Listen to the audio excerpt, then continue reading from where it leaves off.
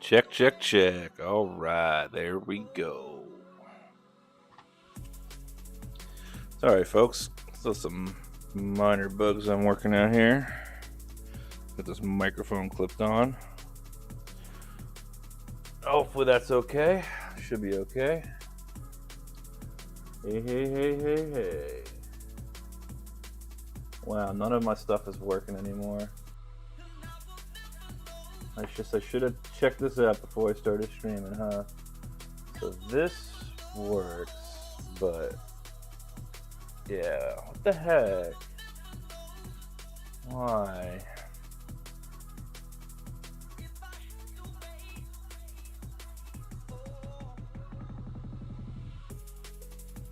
I know my stream deck is not working right. So let's see if we can't debug this live on stream. Why not, huh?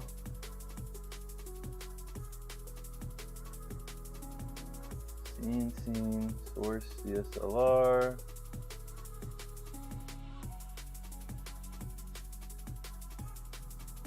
Weird.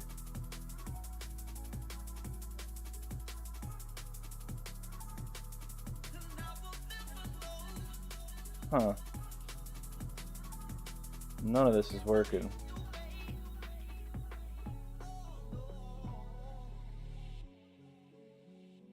This is weird.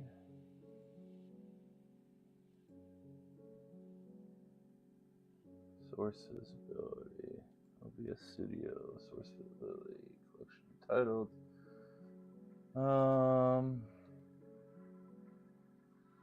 Boy. What if I do this?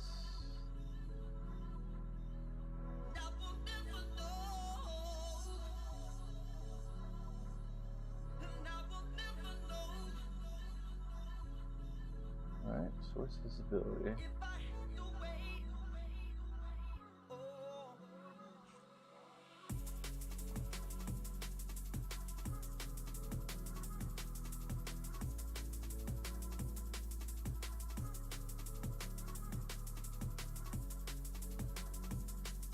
Okay. Does this work?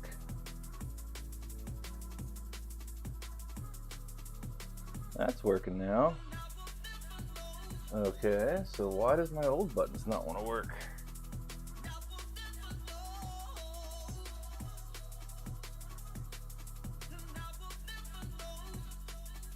Get rid of that real quick. Try this again here. Titles, camera, collections, untitled, scene. It's scene.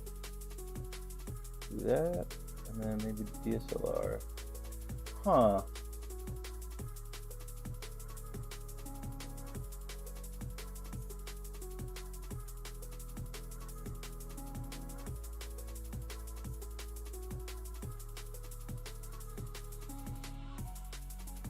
Why?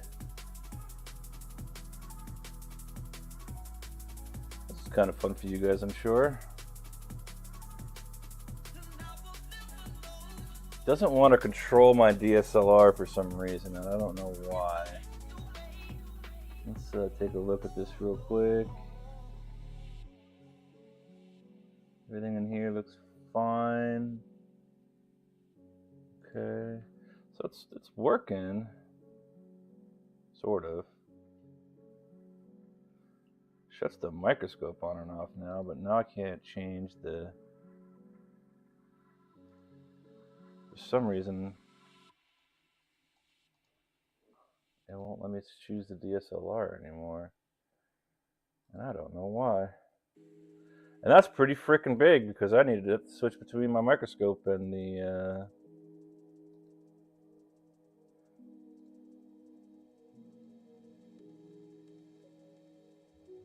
Okay, did that do it? Maybe? There we go. Well, that was freaking weird. But none of this is working. So like start.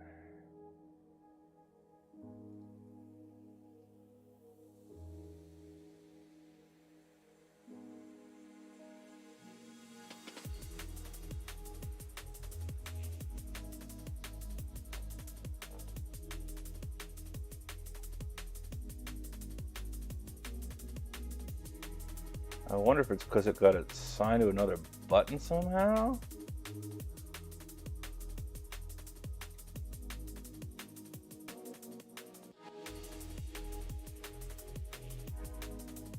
Like if I assign this to wireless mic and then come back to wireless mic.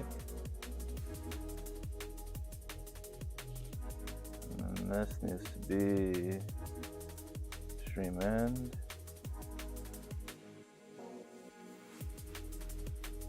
Okay, so let's see if that's all functioning now. So wireless mic should turn off.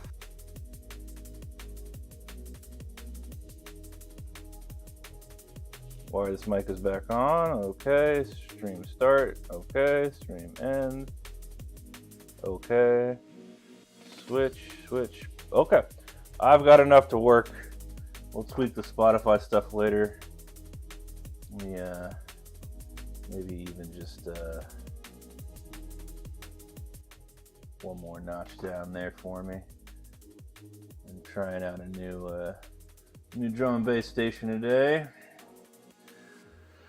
Oh, well, that was fun, and I'm sure absolutely riveting content for you guys to see absolutely nothing going on behind the scenes while I monkeyed around my Stream Deck, which I should have done before I started stream, but I was kind of banking that the import-export feature was taking care of that for me.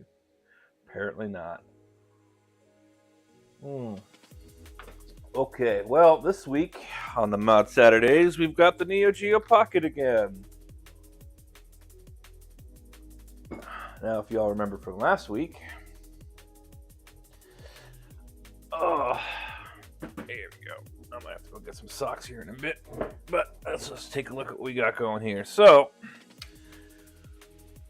we were working on this guy last week, and I was really excited about it because this has been on my to-do list since last fall. And I finally got around to it and promptly broke the LCD Flex right here. Or, well, I should say I broke the connector for the cable. And of course, woe is me. I'm never going to find a replacement. Oh my god, I just ruined it. Blah, blah, blah, blah. Well, yeah.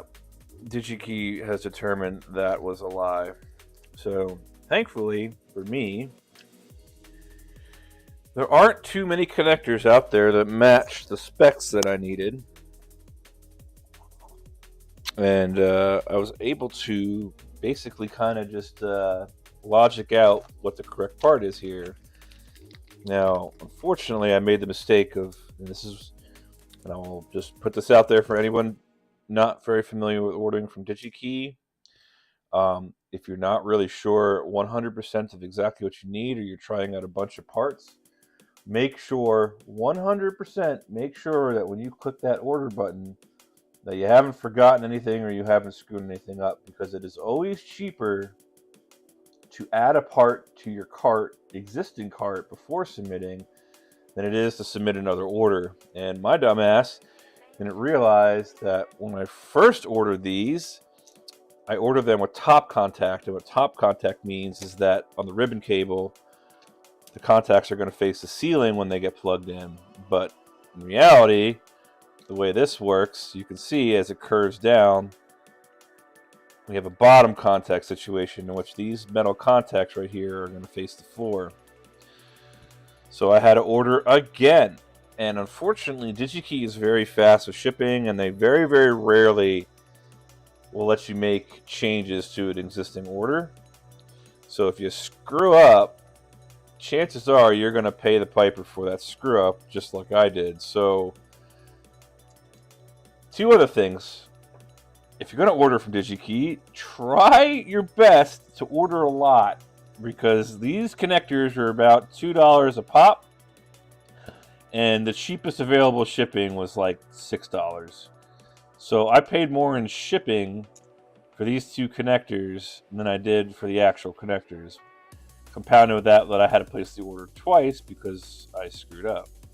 However, at the end of the day, I do believe I've ended up with a almost 1-to-1 match on the part. It looks slightly different.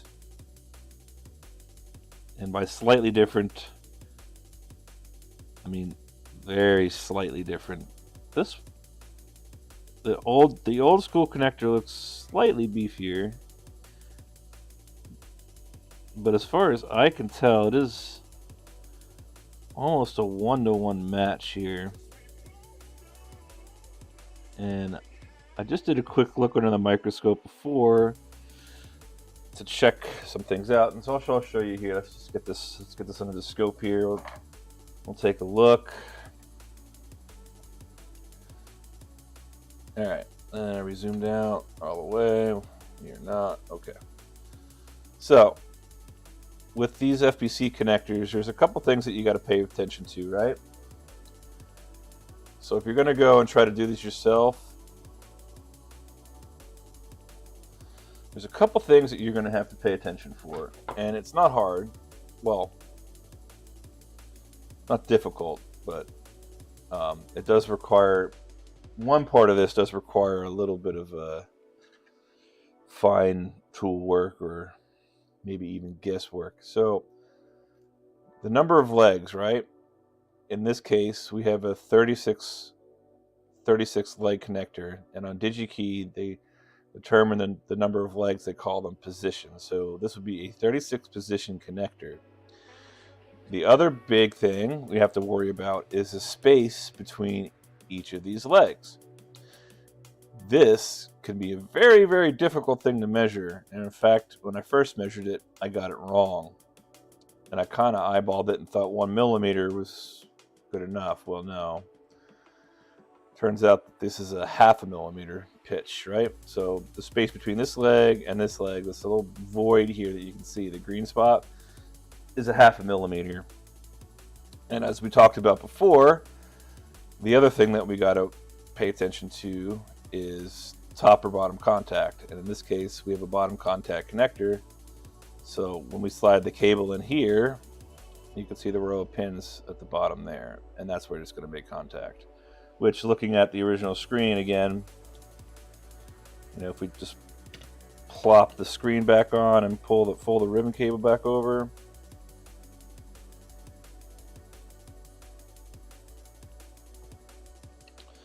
you can see as the ribbon cable comes in, contacts are on top, but it folds so that it slides into the bottom here. And this connector is a little messed up, but you can see that there's the bottom contacts right there. Anyways, what we're gonna do today is gonna be a repair and modification stream, because I do need to replace this connector with a modern one, and then I can proceed with the rest of the build. So it's going to be a little bit of both. Now this problem that I'm having here is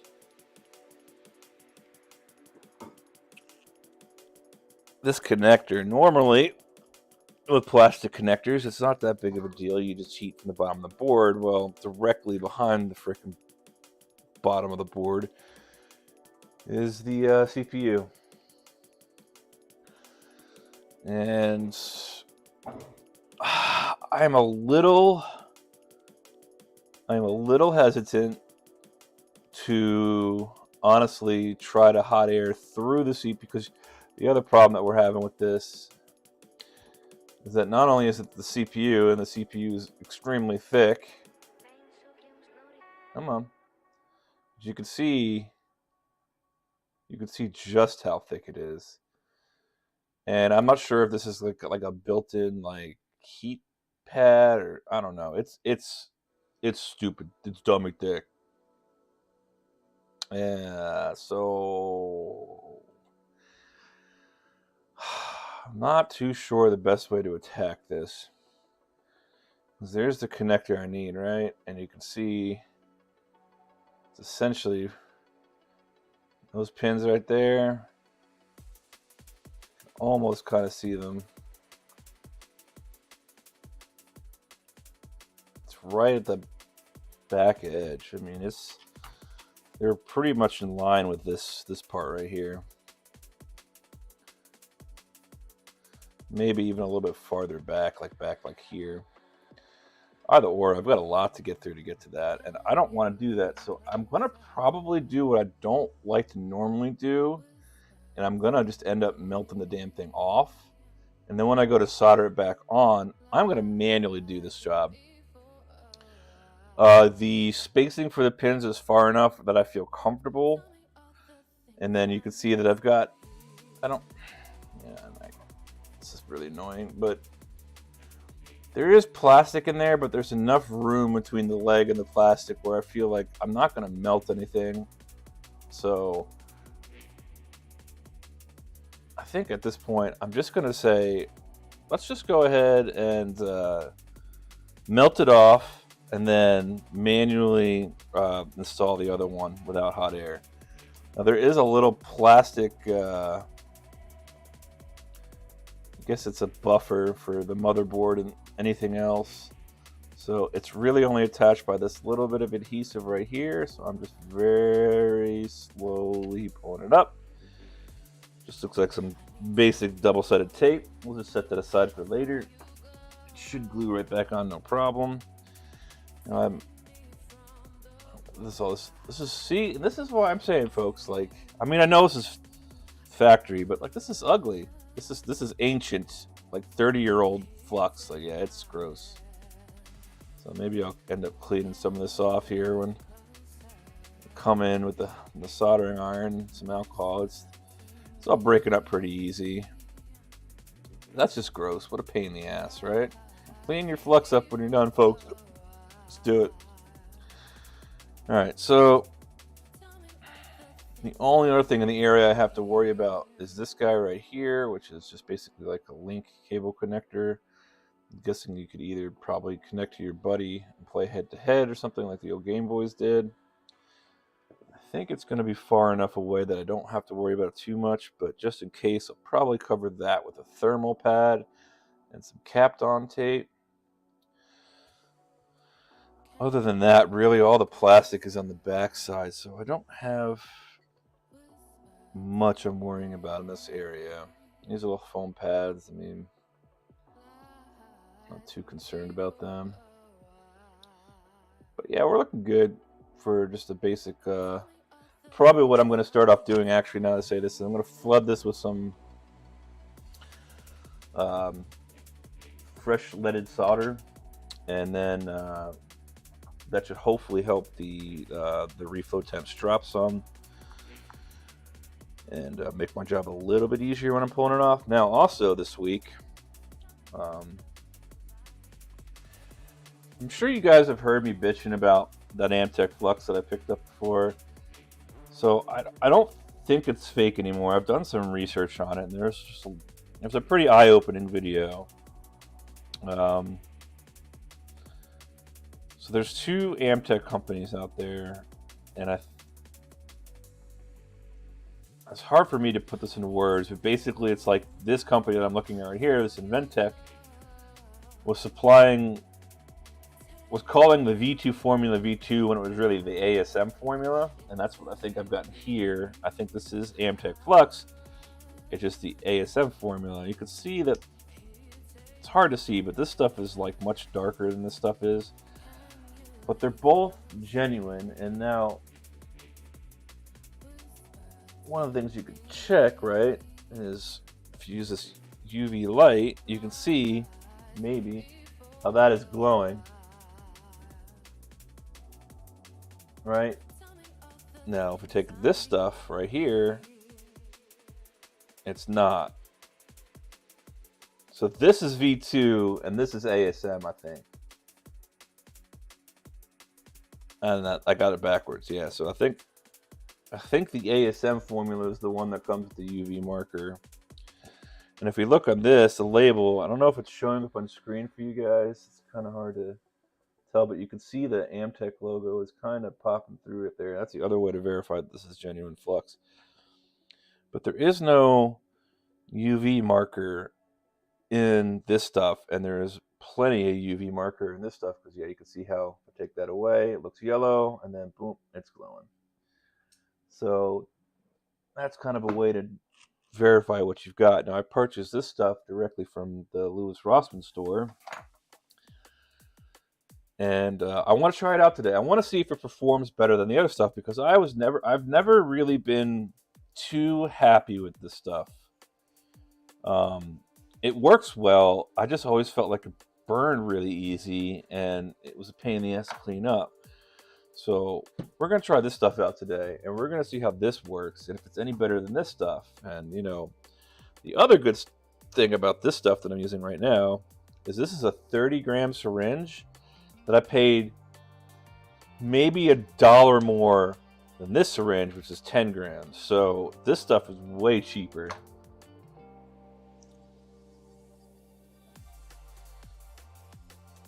And I'm just gonna, there we go. Yeah, it looks like it's got about the same viscosity. Yeah, so let's go ahead here and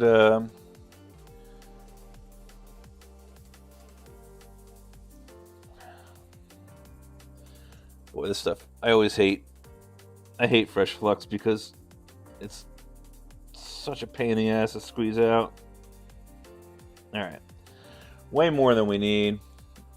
Let's get back under the microscope here.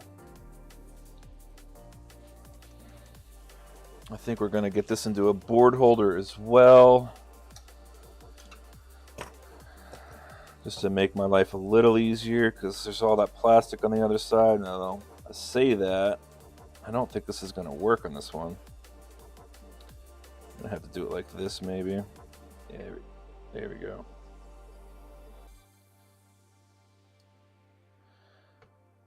Okay, that should be okay for now. But what we're going to do, that should be fine. Okay. Let's do this. Yeah.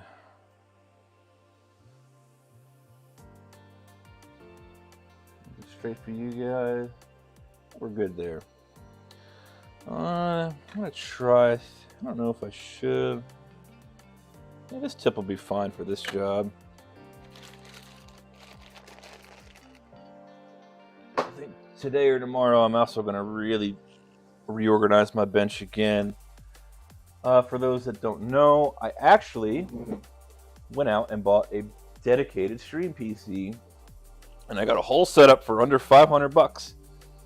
And this mini PC is pretty badass, man. I wish I could get a photo of it for y'all, but unfortunately I cannot.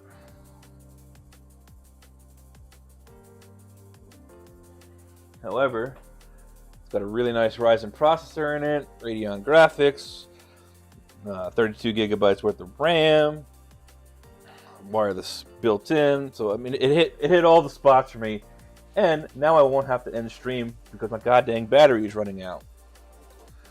So that is a huge plus. It was a bit of a cash outlay for me, but in the end, I think it's going to pay off because I was so sick of that laptop. Not only that, I would have to spend a good portion of my morning setting it up and then tearing it down because I also use it for work.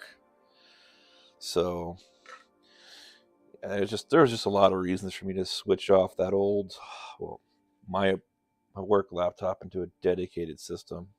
Plus now this is mine. It's just quite nice all around. So we're going to go ahead and we're going to start by just basically just tapping these pins here real quick. It's okay if we bridge. Oh, this is just going to bridge, really.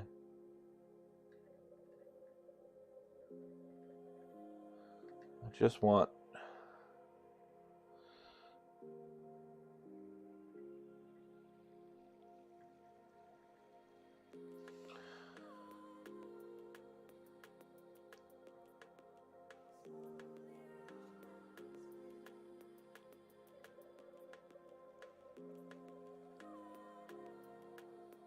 theoretically, I guess I'm kind of doing some drag soldering, even though this is really, really messy work and not a. All these are just all bridged now. Yeah, you can see how this is turning brown. Like, what the hell? Just not a fan of this Amtech Flux. But now, let's see how it cleans up. This stuff smells rank, too. Oof. Man, I really like the other stuff better.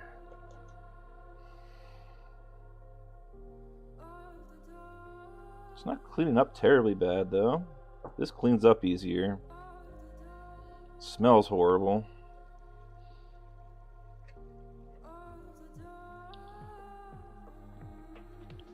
I don't know, I guess the ASM is kind of what I prefer. But that's okay. I like experimenting with some new things here and there and just, don't take other people's words for it. I mean, you can, but, play around with it yourself. What works, what's one man's trash is another treasure, blah, blah, blah, blah, blah.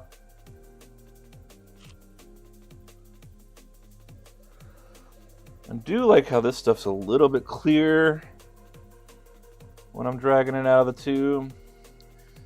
But that doesn't really matter too much, just generally because as soon as you tap a soldering iron to it, it's gonna crystallize, or not crystallize, go clear for you. So let's just get these little ground legs here.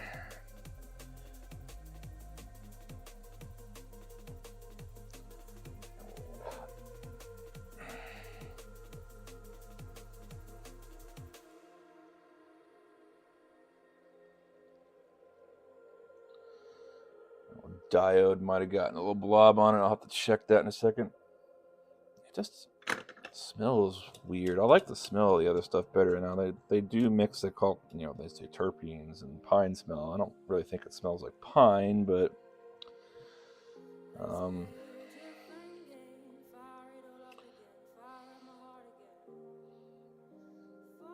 alright, so we've got some fresh leaded on there. Now we're gonna go in here and basically do what I hate doing and melt this shit off. And the that's another reason why I've got to really reorganize this bench, is that I'm not too comfortable with my hot air setup.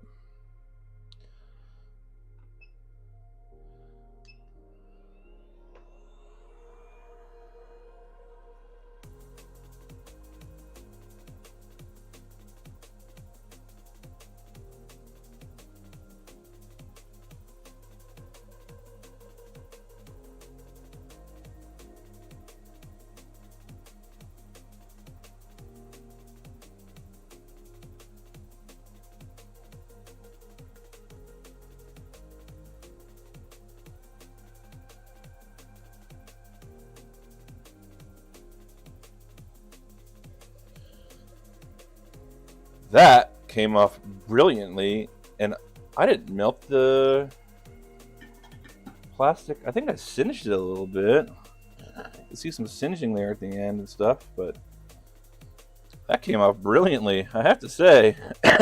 Much better than I expected it to. Okay, so that's more flux. Because now I'm going to take some braid and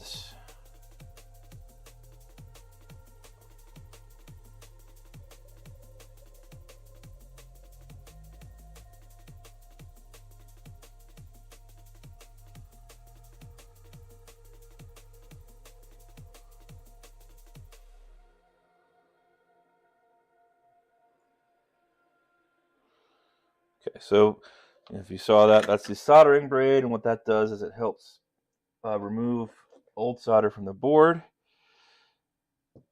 Yeah, now this Gutwick stuff also has built-in, most soldering braid does have built-in rosin.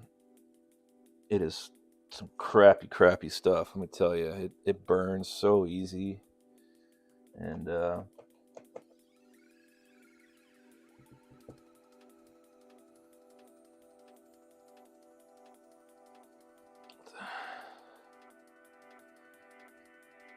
just kind of going over everything here. Make sure I get all this crap just off the board. This stuff does actually seem to clean up easier, so it's like it smells horrible.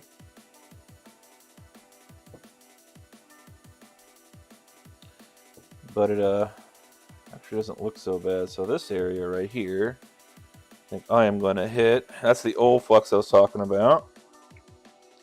So let us just grab a quick little toothbrush here, and we're going to maybe see if we can't clean that off. I kind of spent some time breaking it off the board, so imagine I'm doing okay here.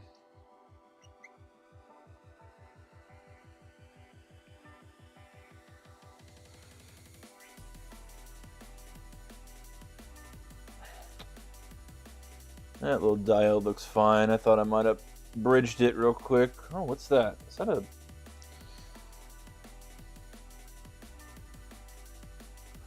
I guess some solder mask must have come up there. See, I'm seeing that happen over here too, see? I can't tell. I guess that's okay though. So I think these two pins are going to the same spot, so it shouldn't matter. I'm going to clean that up though, just in case. So let me grab my braid again.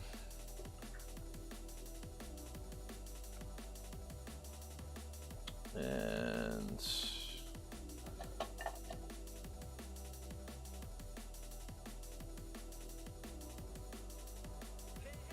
we'll get some fresh braid so I'm not rubbing solder over it. Okay, we're just going to clean this little bridge up right here.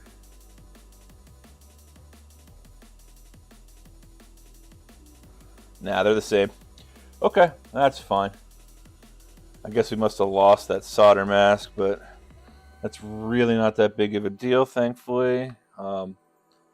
When two pins go to the same source, it doesn't matter if they're bridged or not. Obviously, they're going to the same place. So let's continue our inspection.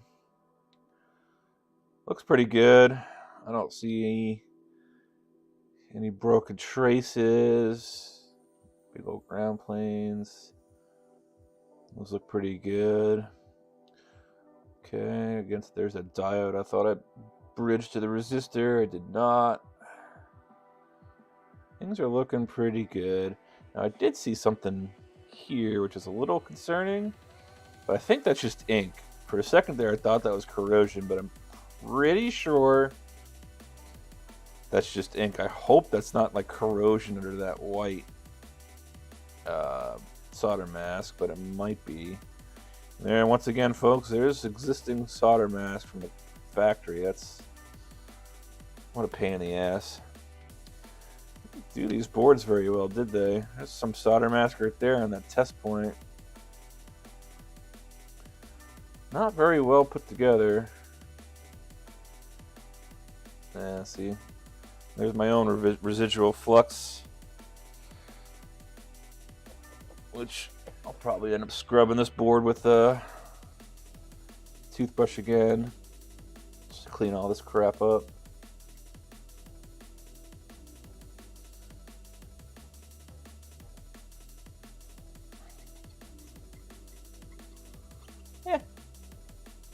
Yeah, I'll just hit that with the toothbrush or whatever. Yeah, see, like you can see that this pad got a little bit of alcohol underneath it, and that's fine.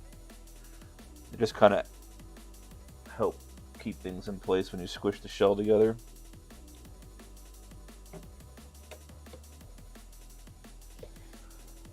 So far, the stream does seem to be good here. Got good. I've dropped 12 frames, but I'll take it.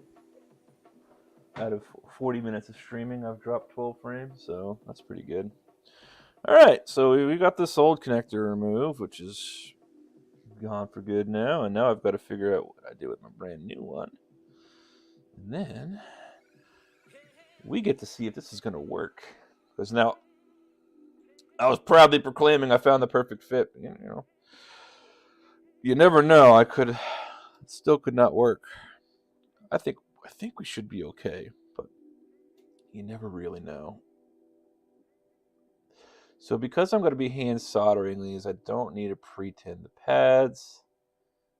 I do need to get everything lined up good here. I think right about there.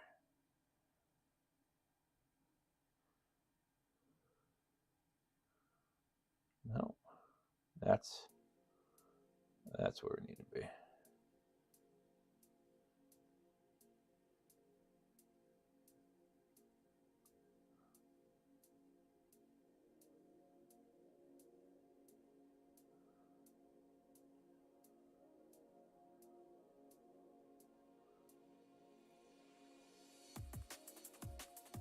How's that looking?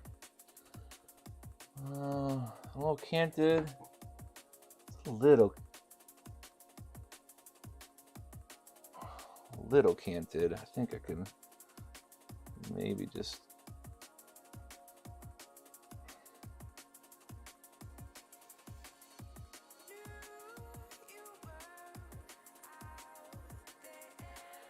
doesn't have to be perfect.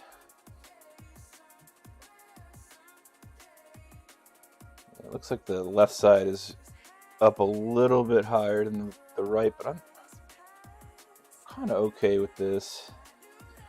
I do have a spare, and it did come off kind of easy, so I imagine I don't have to go too crazy here.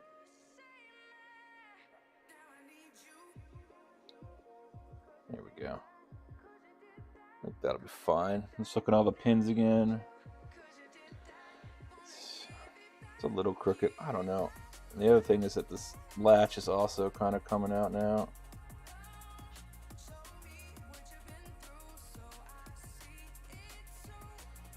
All right, I'm going to call that good. I don't want to fool around this too much now. Let's hope that this is probably gonna force me to redo this, but yep, knew it. And dang sticky flux. Okay, that's fine.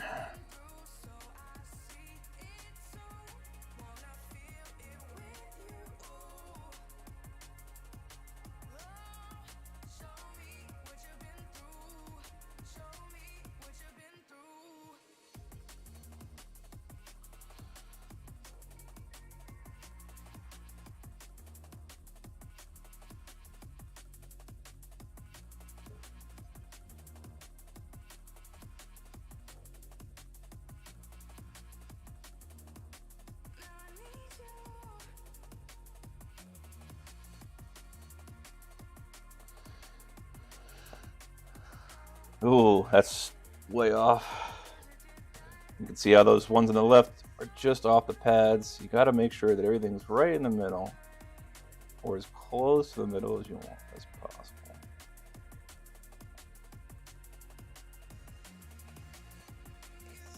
Off just to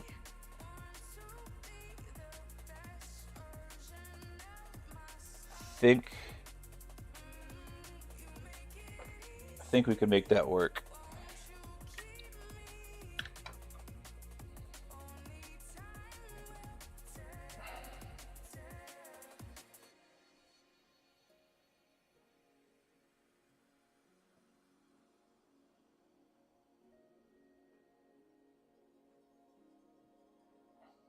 Okay, that bond, I don't think it did. We're gonna try. It did not. Okay, we're still good there.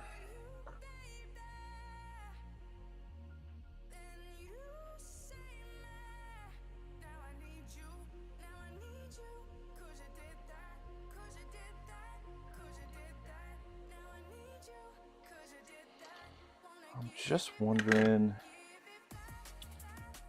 if maybe it's better to do a leg first to get the thing tacked into place. Kind of hoping the flux would stick for me here, but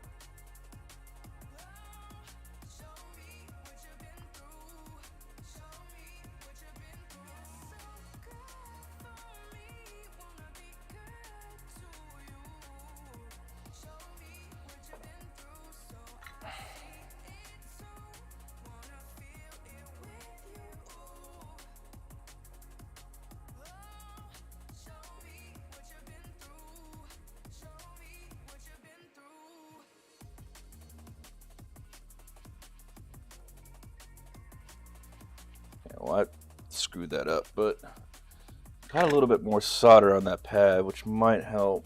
It's kind of what I was aiming for. This should now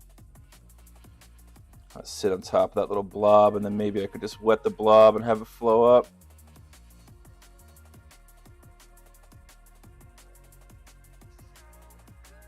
There we go. That might work for me here. I think that might have got it. Not perfect, it's not done, but yeah, now I'm solid. So now I can work on getting those pins done. Okay, and to do that, I'm going to switch tips to something a little bit smaller. And go one by one, and then we'll switch back to the little anchor points there, but that's looking good. So of course, while that's cooling down a little bit, I'm going to hit you with some more flux.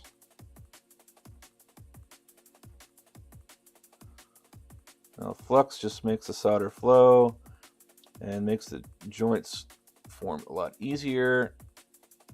It basically just makes your life a lot easier. Soldering without flux is not recommended. And then heat makes your life easier, forms better joints.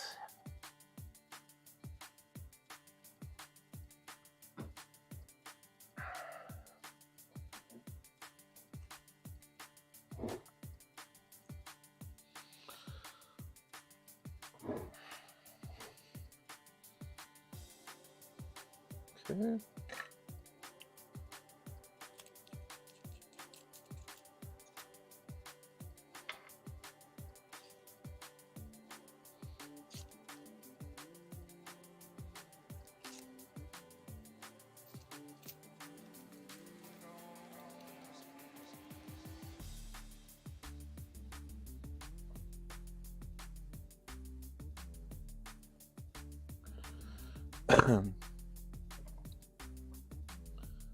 All right.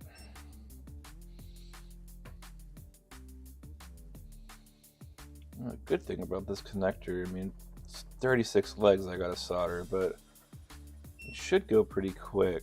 I much prefer using hot air, but as for all the reasons that I outlined before, I just don't think hot air is the play on this one. Your mileage may vary. You might be willing to risk it. I'm not. Yeah, that's what I was afraid of. All right.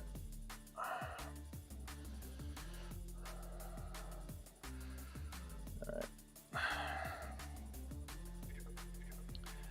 think just for sanity's sake right now,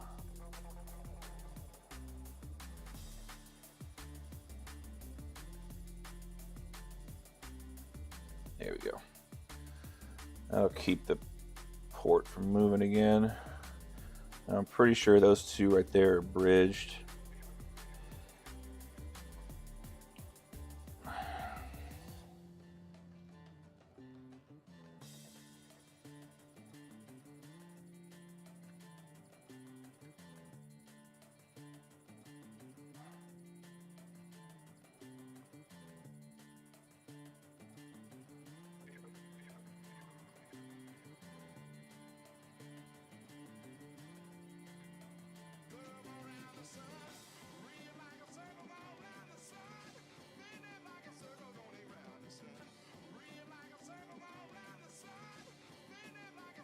Now, I'm pretty sure none of those soldered, but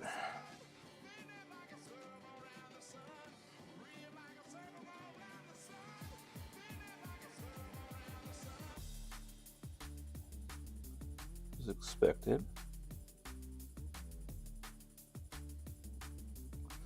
Some of them did, but most of them didn't. I'm still convinced that I've got a bridge there at the end.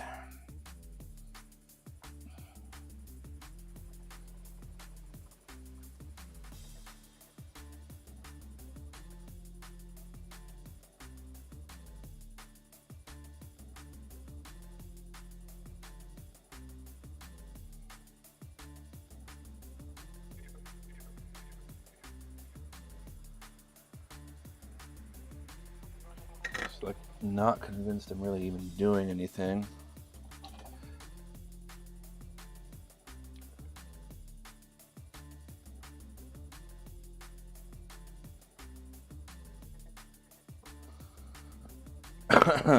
Maybe I was better off with a bigger tip, but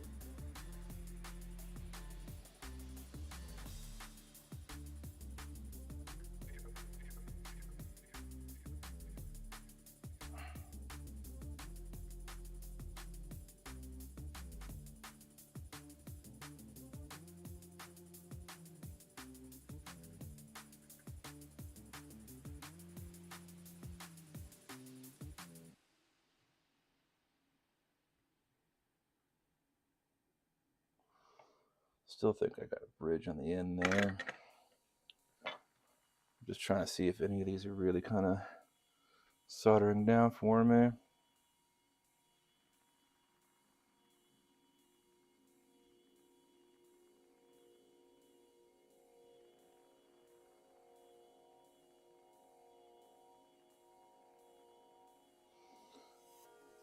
Yeah. We're getting there. We're making slow progress, but it's definitely a labor of love here.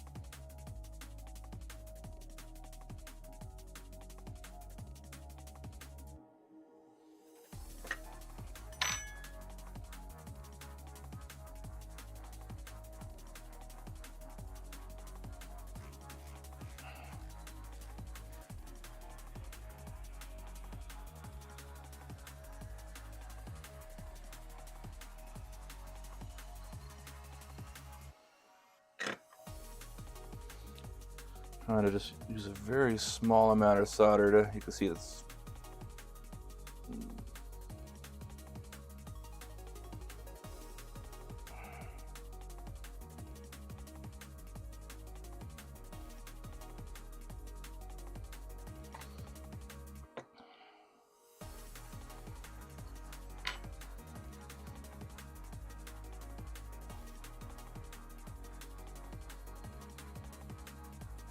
that definitely got a good solid connection.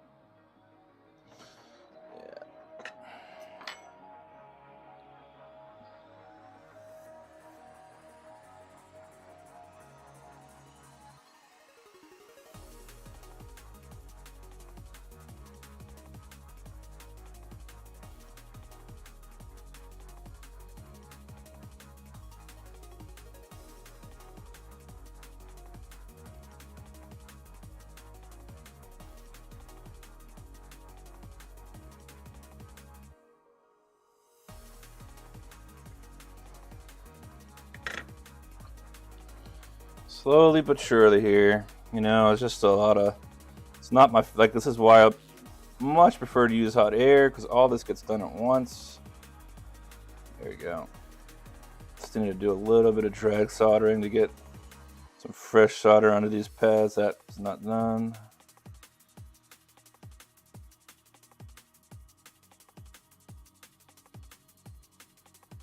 All right, so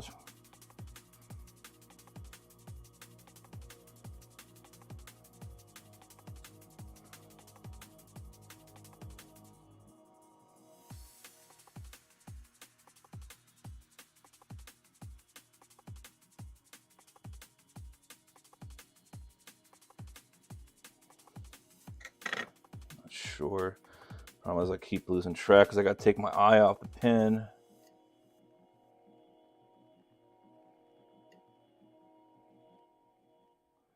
So third from the left is loose.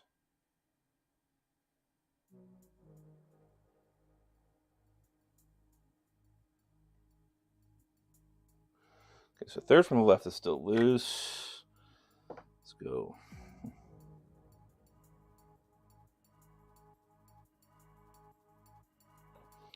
I might have got you there. No, sir. Might need a...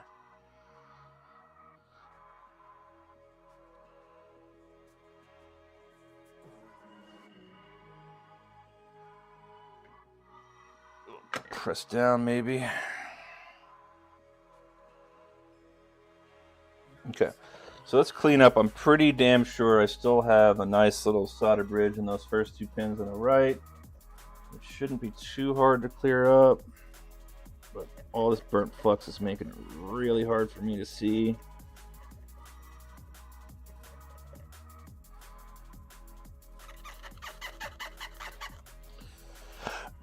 Yeah, see, like, it's just, I can't tell. That could be me scorching the board, unfortunately, because I hate white PCB mask. Oh, hey, what's up, Felchi? I'm sorry to miss you coming in. Still fighting that tablet, huh? Actually, I don't have any personal experience setting one of those up, but otherwise I'd try to help you through it, but I just don't think I'm the person to talk to. Now, if my brother-in-law was around, he'd probably have some really good advice for you, because he is a professional artist. So, but I hope you get it fixed soon, man. Software gremlins are quite literally the worst. I am working on trying to get this Neo Geo Pocket working. Let's clear off some of this alcohol real quick.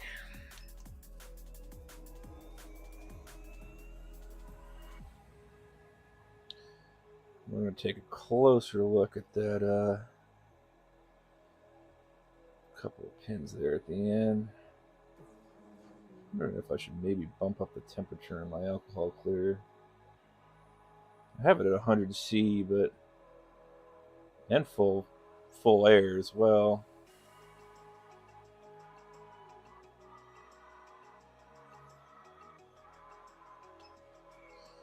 Still seems like it's not enough. Very sticky still. A lot of flux. I got to clear it off, I guess. But do I have a bridge there? My guess is yes, I have a bridge. Let's zoom in real quick.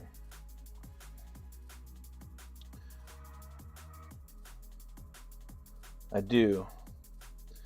It's a very minor one, but I do have a bridge. So clearing off bridges is kind of easy. Best thing you can do is actually add more flux. And then we're just going to basically kind of be trying to drag the blob. So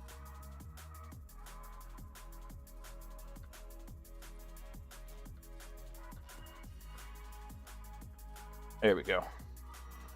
That should do it. And then after this is all said and done, one more clean, and then we're going to have to test all the legs again.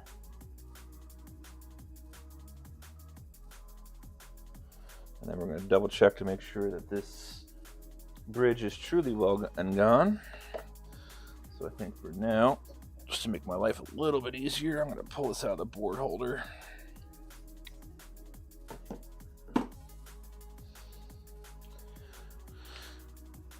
One of the things I hope to accomplish with the bit of a bench reorganization here is making my life a little bit easier when it comes to moving around, because it's like a constant mini reorganization to get bottles where they need to be, and I feel like I'm just not able to work efficiently. It's hard to explain. And we're just trying to grab any residual flux. Let's see about... I don't want to go too crazy with this. I don't want to pull too hard in those slide latches because they do pop out pretty easy, but it seems like it's okay.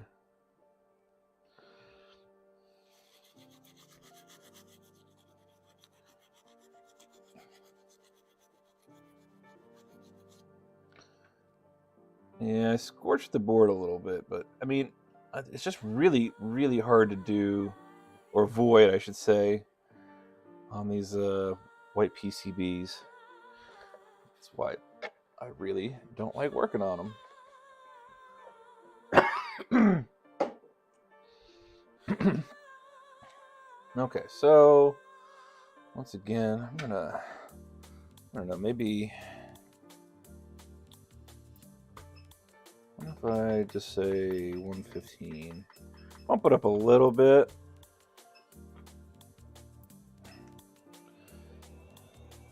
Won't be enough to melt plastic, but it should be enough to clean the board off.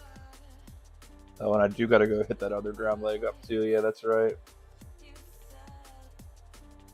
Yeah, I would have much preferred to use hot air to solder this, but you know, the manual way wasn't so bad. It's a little sloppy for my taste, but not terrible. Alright, so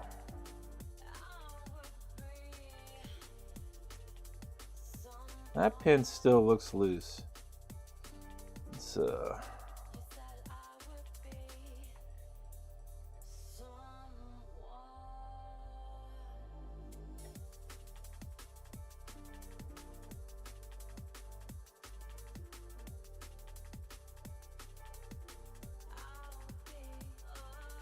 See, look at that.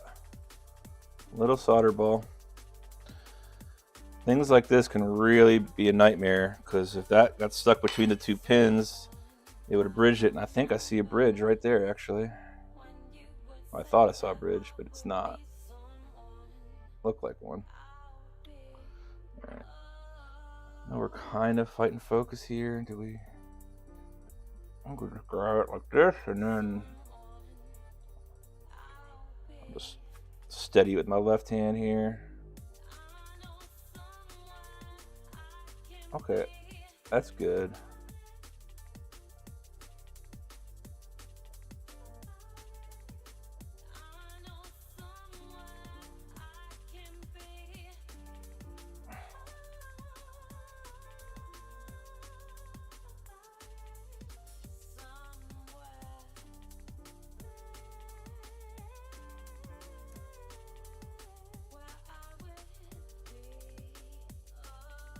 Again, we're just testing to make sure all the pins, see, there we go. All right, so that one's loose. Just to the left of this.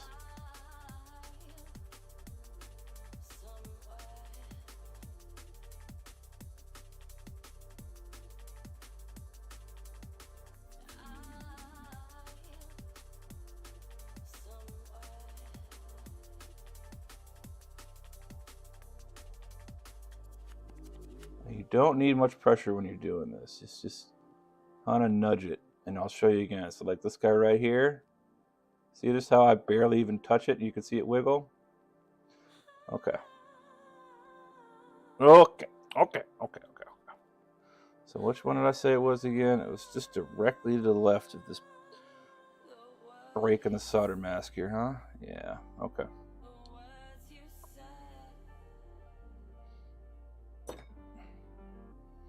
Yeah, that's right. Okay, so let's see if maybe I can just get away with a reflow on this.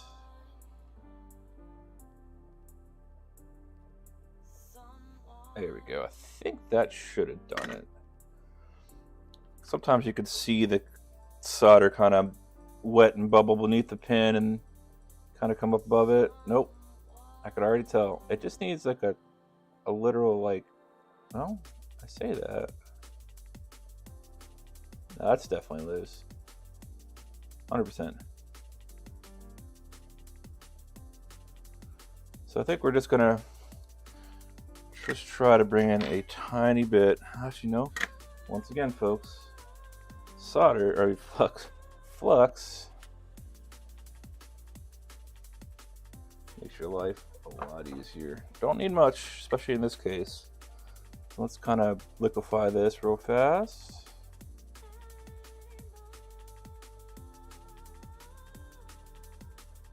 Sometimes a little extra flux. I still think I'm going to need more solder on there, but you never know. Sometimes the flux can really kind of help the things mate. There we go. Perfect. See? Just a little bit of flux. That's all we needed there. And then that cleaned up quite nicely. Okay, so we are going to tap up this end real fast, just to get a much more solid connection. These are just kind of like mounting points, stress relievers, but it's good to have a nice good old blob of solder on there to really make sure it's on there good. So now I think we'll do this. Yeah, you focusing there? Okay. So now we got to just kind of clean this off again. Constant cleaning and re-cleaning, cleaning and re-cleaning, which is better to do it now.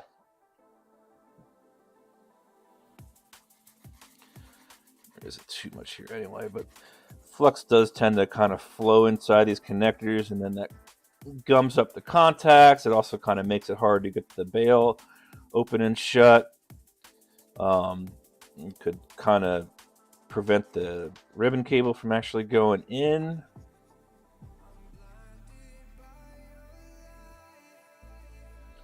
We'll just give it a good old scrub-a-dub here.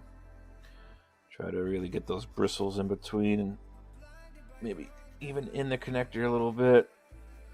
And I always kind of like to take the bail and open and shut it a little bit here and there. Because that also kind of squishes the flux out. Gets the alcohol in the connector. And then, yeah, with the connector open, let's just go ahead and also give it a good scrub. Maybe get anything that might have squished in there. Okay.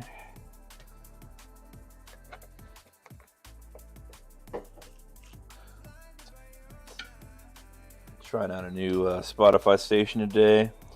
More liquid than last week, which is kind of what I was wanting.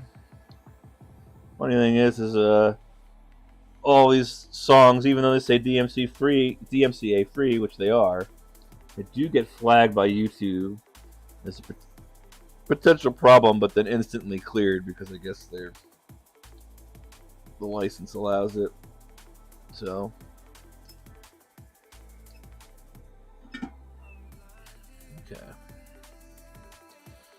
I think we're good there. Let's go ahead and just one more quick look under the microscope. Let's grab inspection mode, turn it back on. Okay, not too bad. Not too bad, honestly. Don't look so good from the top, but when you kind of look at the bottom like this, come on. Not too bad. Again, hot air would have been way much more preferred on this one, but we are nice and flat. Look at it from this side here real quick. Yeah, looks good. So what I'm going to do for grins, we're going to hook the old screen back up first because I don't care about this one flopping around and whatnot, and I just want to make sure that this works. Now the problem with these damn Neo Geos is that they don't use a physical switch. They actually use a membrane to turn them on and off, so it's kind of a pain in the butt.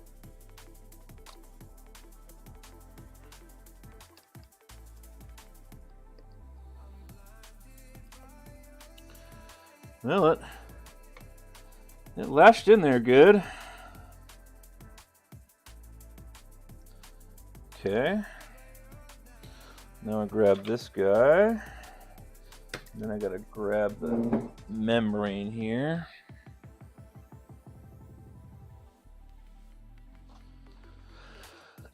Everything. Always store things in bags. Just makes your life a lot easier. I might have even put all the... I did. Stuck everything in the battery case. Okay, so this is the power button right here.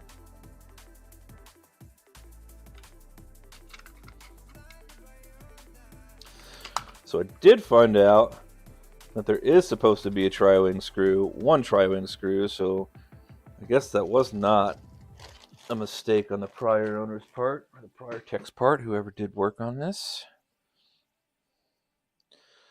So essentially, now I might end up, for grins, I might really just end up no,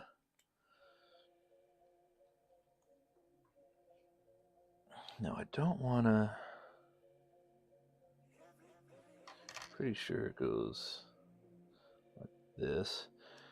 We've got a very interesting set of battery terminals for the Neo Geo Pocket. It's a spiral and a springy spiral, but I think no matter what, that should be positive. No.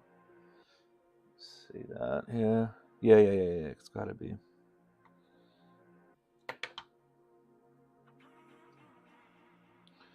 Okay, so now take this membrane. This is the tricky part.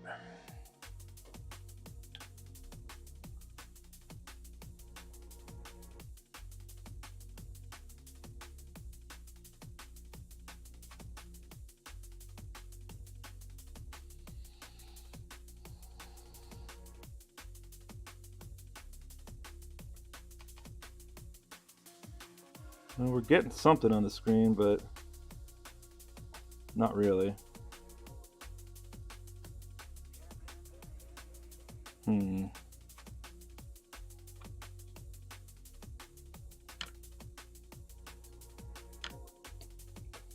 That's not good.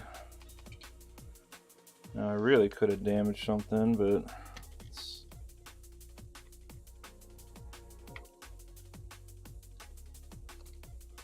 it's in there as far as it's going to go. I did see something show up, so that's a good sign. I guess, we could just, for now, maybe try?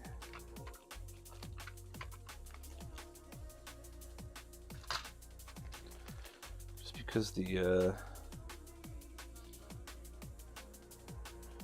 oh, cool. Well, I ripped the speaker wire off. That's always fun. Well, I'll replace that with some fresh silicon wire. Neat. Cool. Whatever. Alright. So this goes...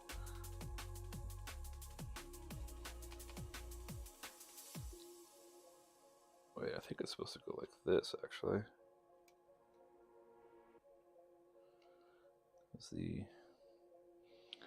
Yeah. This is the power button. Alright, so let's go ahead and kind of get this installed like this. Okay. And I'm going to power membrane back in. Now, essentially all I'm trying to do here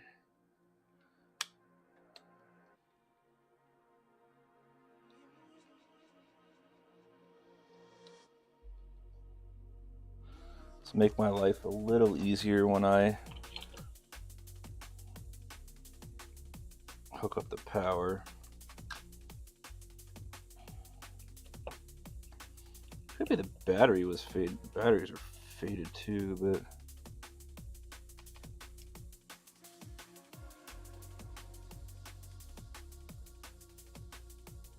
there we go. It's hard to tell, folks, but I would say that's working, eh? All right. Well, we've got the connector replaced. We know that we can proceed with the mod. That is a huge, huge, huge sigh of relief from me.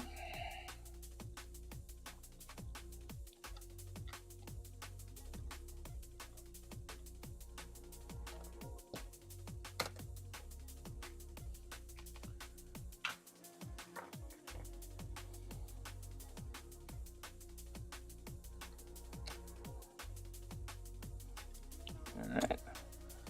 So the old screen works. Now we're going to take the plastic covering that I pulled off here and then just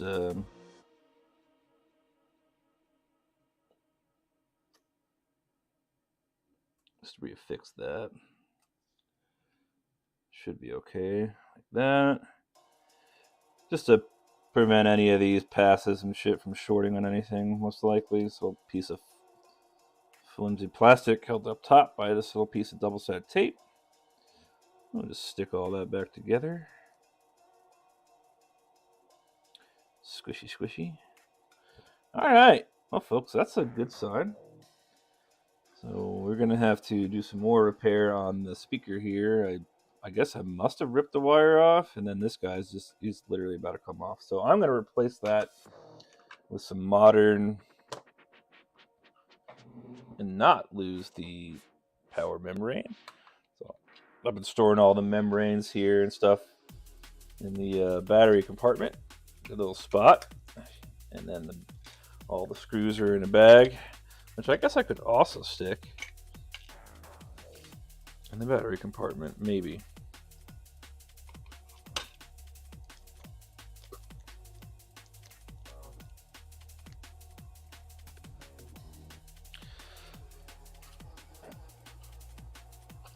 Yeah. Now I have all of my hardware that I need in the battery compartment, and I don't ever have to worry about losing it, even though the previous owner did lose 2 of the motherboard screws, so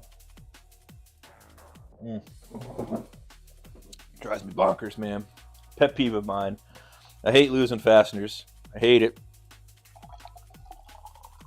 I'm grabbing some more brain juice here.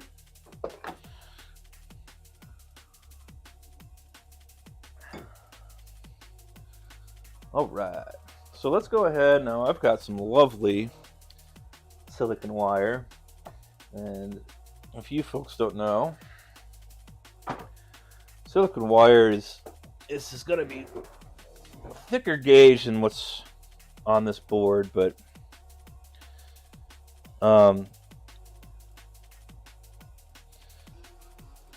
the sheathing is silicon, so it's very flexible. This stuff is a polyvinyl chloride, and this is more flexible than normal, but still very stiff. So box of this was like, I don't know, 20 bucks. Well worth the money. It'll last you frickin' forever too, unless you're really doing a lot of heavy wiring.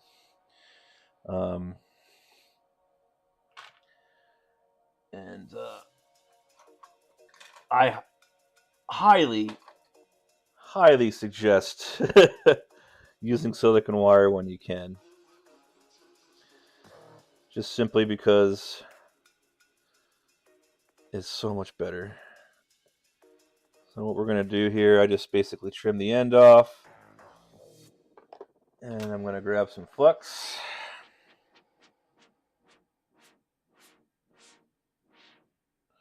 Flux up that wire. Okay. Grab our soldering iron here. Let's move this motherboard out the way. And we're going to tin these wires. Now, tinning a wire means I'm going to apply a little bit of flux. And we're going to coat the wire in solder so that when I go to solder the wire onto the board, it's already got some on it. Makes it a lot easier. So you just blob of solder. All right, just gently just run it over the wire. And you'll see it get nice and bright silver. Big fan of stripping off more than you need and then trimming down. The same goes for the other side. Now they included this really cheap wire stripper, which doesn't seem to be working too bad. Not my favorite, but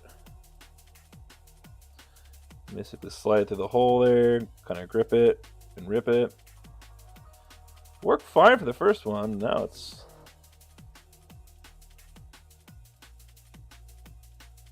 not working.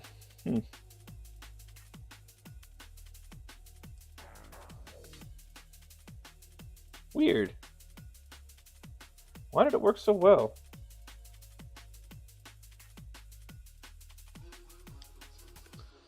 Maybe I gotta do it like this instead.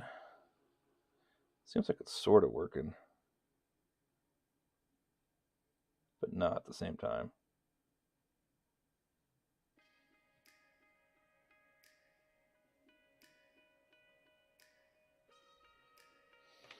Well, that sort of worked. Didn't strip off quite as much as I wanted, but that's okay. We'll set this one to be the solder of the speaker. And once again, just get a little bit of stuff is so hard to squeeze out in the start. Way too much. Don't need that much, but there we go. Same thing. Let's clean that tip off. I'm going to grab some fresh solder onto it. And do a little tap-tap-a-roo.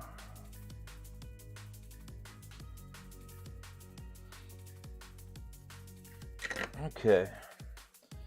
Then, all said and done, once we clean the little residual flux up off this wire, there you go. We have a nice pre-tinned wire. Now, I don't know why I did that. That's dumb. Because I'm going to have to size it. So, what we're going to do now is we're going to cut this to size. Actually, yeah, that's what I meant to do. I just moved. I'm so used to just like having this already pre-sized. Let's just make my life easier here. Let's go ahead and pull this guy off. Lay you nice and flat, and that way I could try to size you as close as possible. I think it's going to be okay if it's like a little longer. And then once again, the non-tinned end, I'm going to trim just a little bit longer so I can then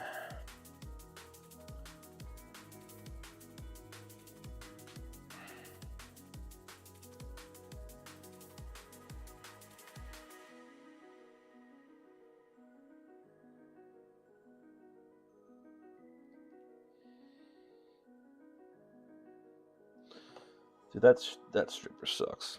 It sucks. It worked really well for one strip, and then it just died. So now,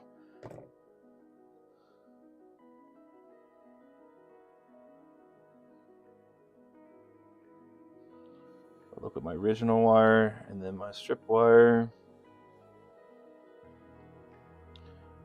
Just roughly the same size. Same thing. Just gonna rub a little bit of just, bam, perfect. That's just a little bit of flux on the end of that, and once again, soldering iron, solder, tap the wire, and a nice little bit of solder on there. And then I think I'm gonna grab my tweezers here, soldering iron again, and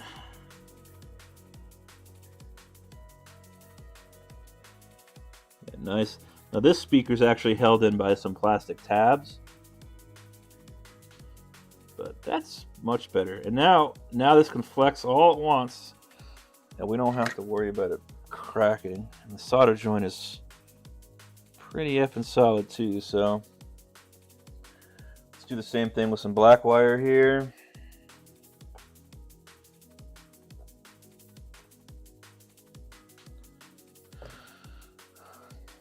And okay, trying this one more time. I still think this thing is garbo. Yeah, it really is, man.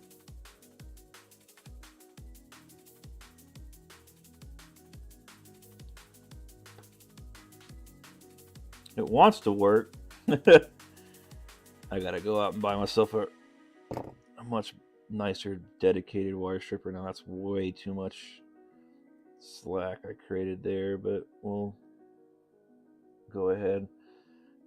I always, if you trim too much wire, do yourself a favor and tin it anyway and then trim the wire. And the reason I say that is braided wire gets the fuck everywhere. And let me tell you, there's quite nothing more excruciatingly painful than stepping on a single strand of wire and embedding it into your skin. It hurts like none other.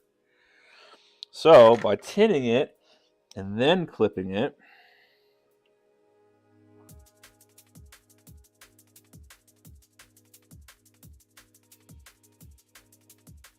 it comes off all in one nice little chunk right there.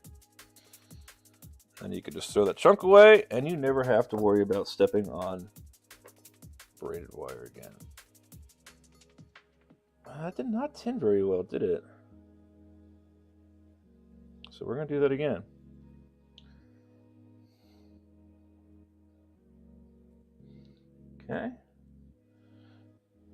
Get some fresh solder.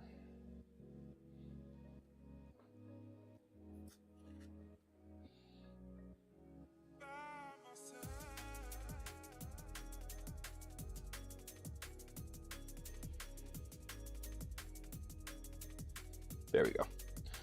Much better. Okay, same thing. We're gonna basically just try to get an exact approximation here. And then we'll give ourselves some slack.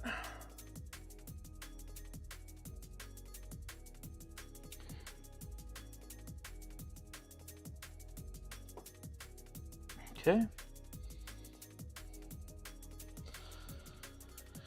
Some spare. Toss it off the side, and then same thing. Strip down.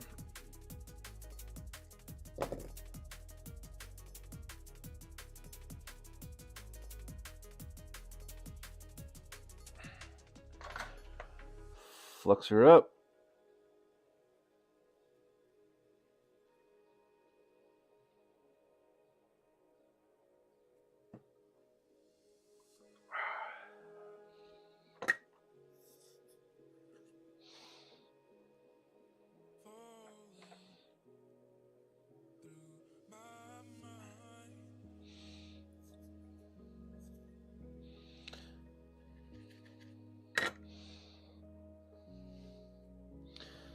Okay. Now this guy is going to go. I'm going to keep the lens off the mat for the moment just because there's a bunch of crappy flux I gotta. What is this? Is this a piece of cardboard? Yeah, it's just cardboard. Okay. So essentially, there's another. Just a little solder pad right here on the speaker. And if I could just.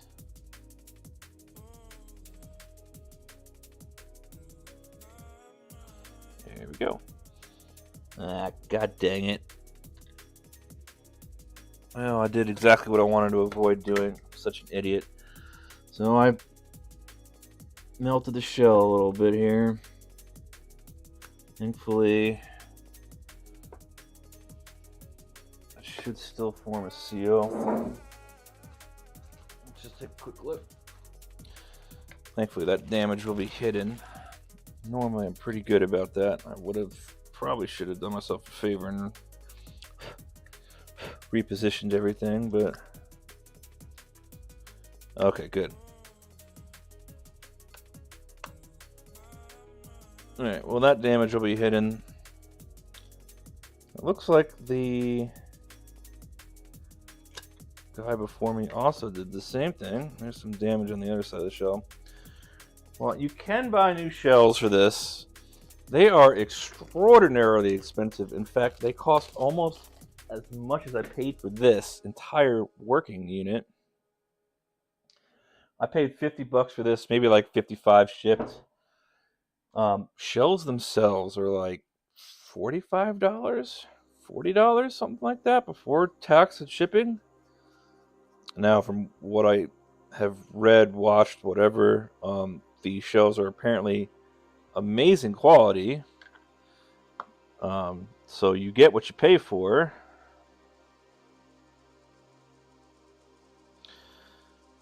Basically, what I'm doing right now is I'm trying to clean this shell up because I think I got fingerprints on the inside of it here. So let's just do this, keep it off the mat. Just trying to find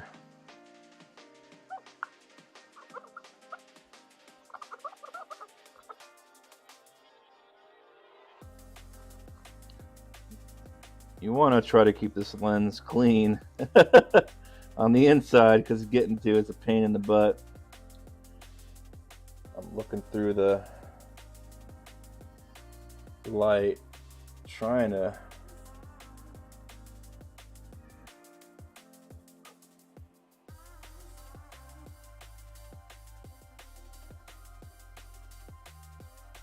yeah, that's not.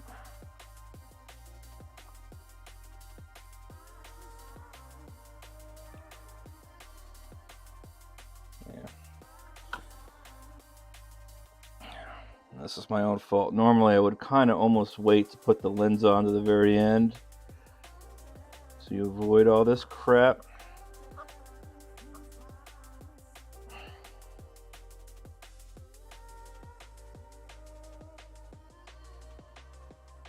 And there is some shell trimming I'm going to have to do as well. So I don't know why really don't know why I'm wasting my time cleaning this. I just know that I'm going to forget.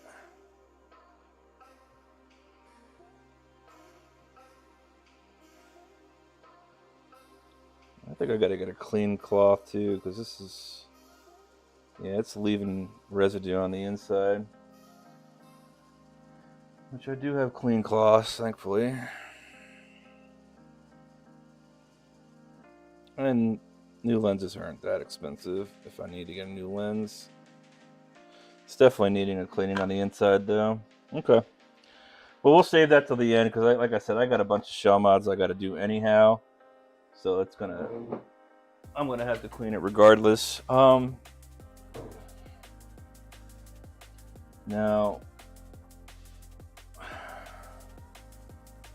part of me really wants to test the new screen out, simply because you're better off dry fitting it. I gotta find everything now. Thought I had left it all on the workbench, but I might have moved it so I didn't break it. I think I did actually. Now that I think about it, take a look around. I think I popped her back in here, right? Yep. The reason I'm doing this is because I'm hoping that the LCD issue is an issue with the LCD and not the main board. It very well could have been a problem with something on the board itself versus the LCD itself being bad, which is how it was sold to me, but that doesn't mean it's really the case.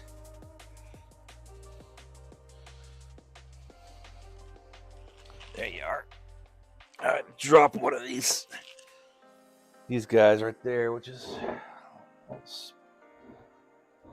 protective cover for this thing. Okay, so now let's go ahead and see if I can't dry test this. I think what I'm going to do,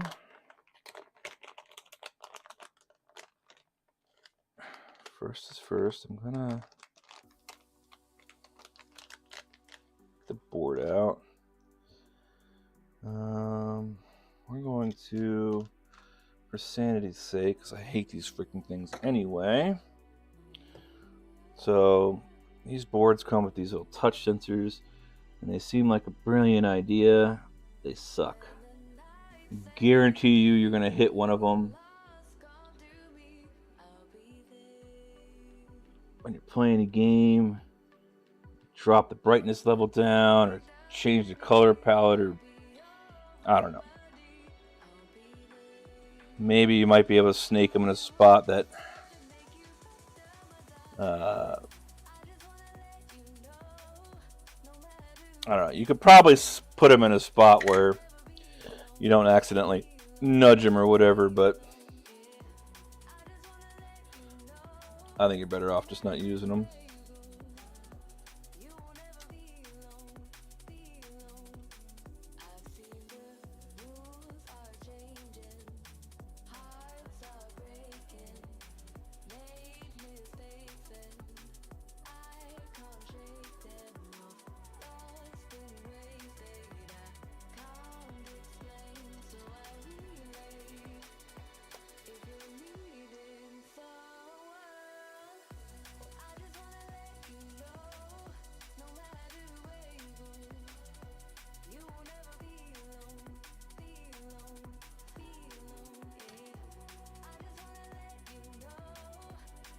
No, it's gotta go.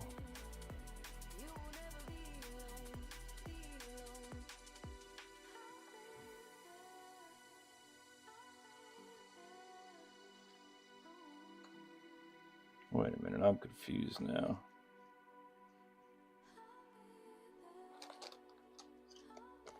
It's just okay,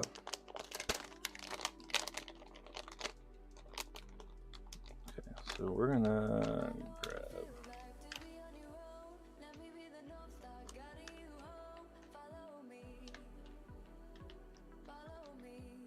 put this aside.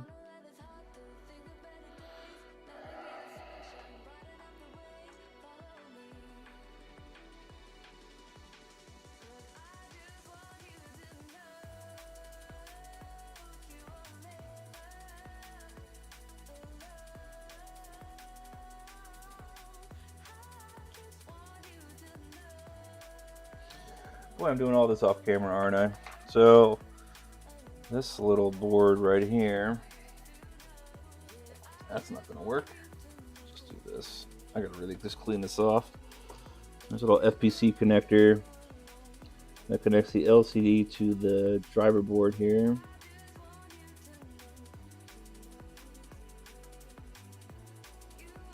Unfortunately, this is a little finicky.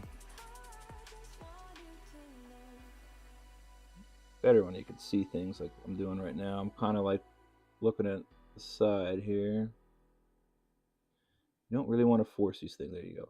It'll slot in and click down. Now what I'm going to do, what I've found to be very helpful, and I'm probably going to end up having to undo this because of the dry fit, but you're so much better off taping these down. Man, did I really screw that Captain tape up that bad? What the heck?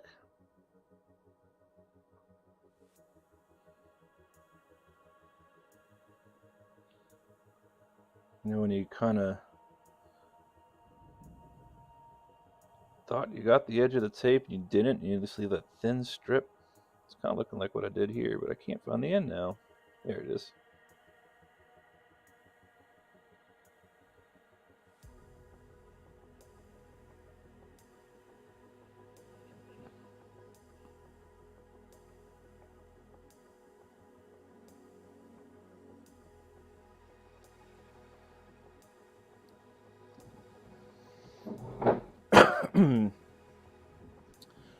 Oh, my scissors are in the other room.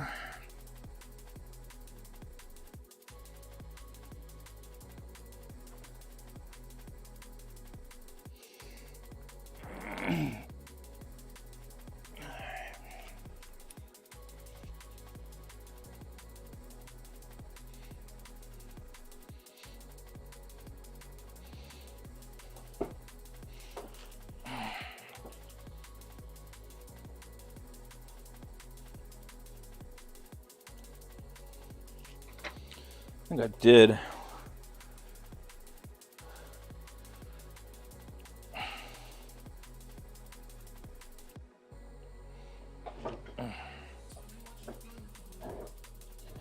So we're gonna do it this way. Finger out the way here. Just kind of line it up so everything's nice and parallel. And you know what? Actually, well, I might just have to grab the tape letter. Place this insulating film on the PCB. Place this insulating film to the back of the screen. Now the screen metal itself, the silver stuff, is not conductive. That copper strip on the bottom, however, 100% is. So this is a good, this little piece of plastic I'm going to put on is, you basically really only need to cover the metal at the bottom. But that'll stop anything from shorting out on it. And then we'll take this.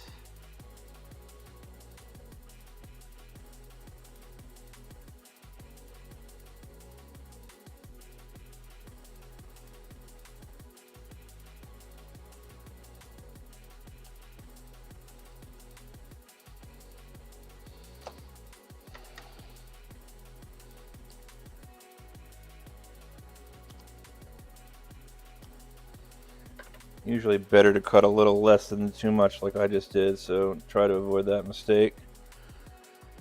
Because now I got this little, yeah, that's fine. Didn't sneak over like I thought it was going to. So now we've got the, we're gonna put a little bit more in the bottom, but for now I think we should be good. Because this should curl around like that.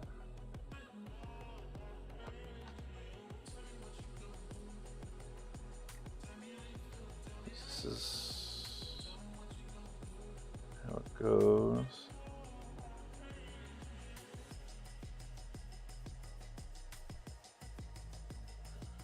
Thinking.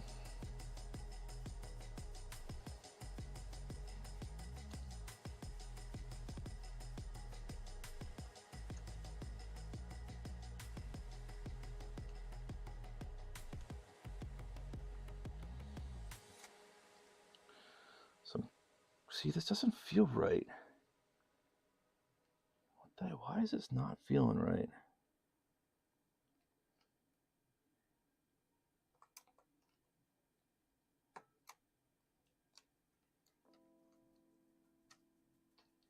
It's not right.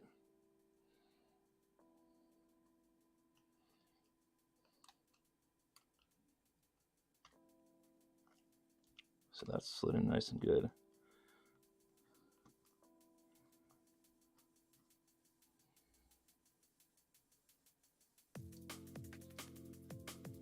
Okay. So I'm thinking.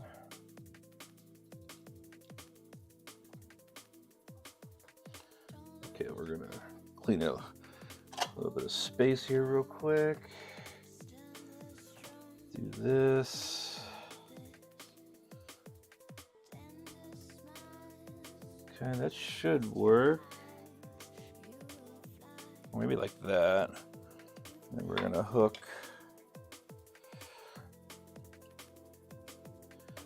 I was thinking today what I was gonna do is I was gonna elongate these battery leads here. And I still might do that, but for now I don't think it's gonna be necessary. All right.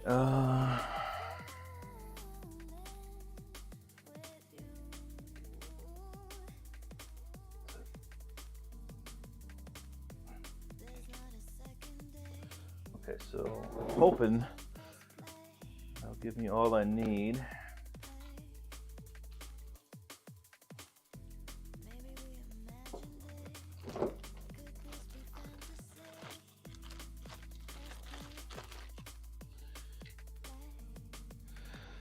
Really dislike the membrane setup for the power button, to be quite honest.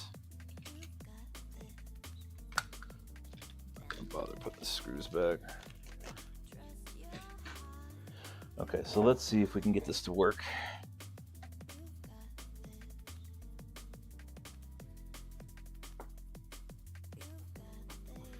Okay, that didn't work.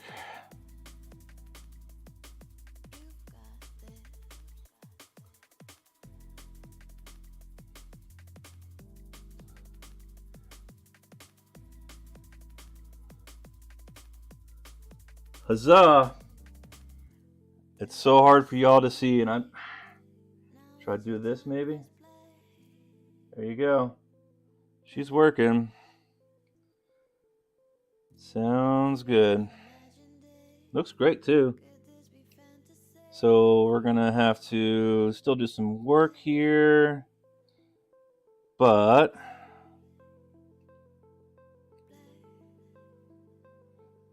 okay, so the screen's fine. So what I just did is called a dry fit, right? And when you buy these screen kits from a shop, they're gonna make you want to do one of those, because if there's any issues with the screens, which there's very good chance there might be, well, I don't want to say good chance, but there is a chance that there might be. If you bend up all the ribbon cables and make it look like you installed the mod, they're gonna probably deny your warranty claim. However, if you just kind of shove everything together so you could look to test the screen before you actually install it, and the screen's broken, they're most likely going to honor your warranty there and send you a new one. I did have an issue once with it wasn't the screen. I think it was the driver board, but the High Speed I Do classic Game Boy mod just refused to work and wouldn't get the proper power. But because I had dry fitted the screen properly and did my best, like, they're probably not going to care. Like, there's a little bit of a bend in the cable right there. They probably wouldn't mind too much about this, but if you fully kinked this cable and made it look like you actually installed it, they'd probably deny you based on that.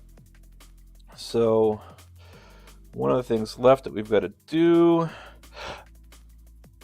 and I think I'm going to do that later, I've got to solder up the OSD with these impossibly thin red wires. I'm going to save that for a little bit,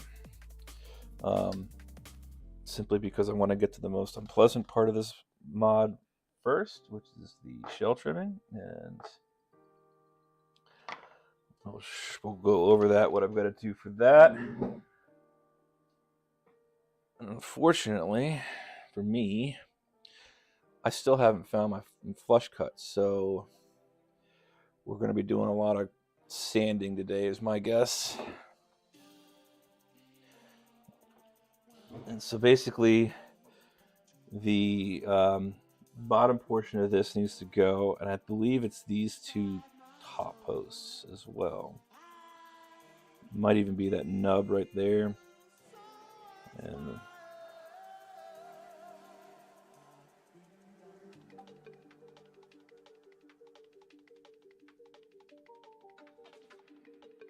yeah, so this part sucks.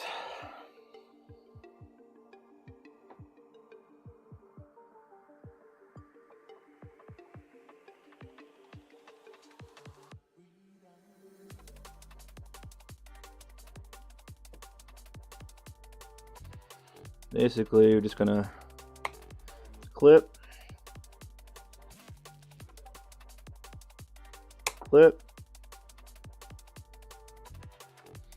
and just make a whole bunch of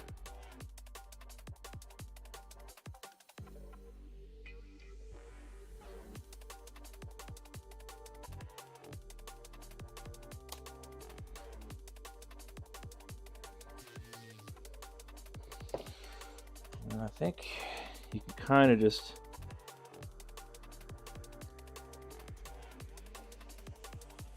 work the plastic a little bit.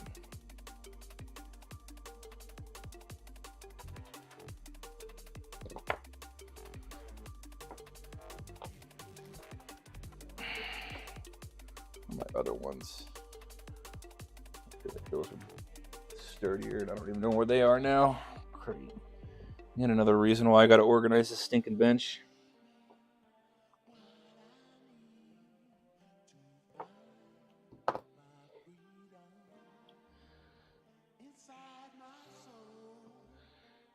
Now, alternatively,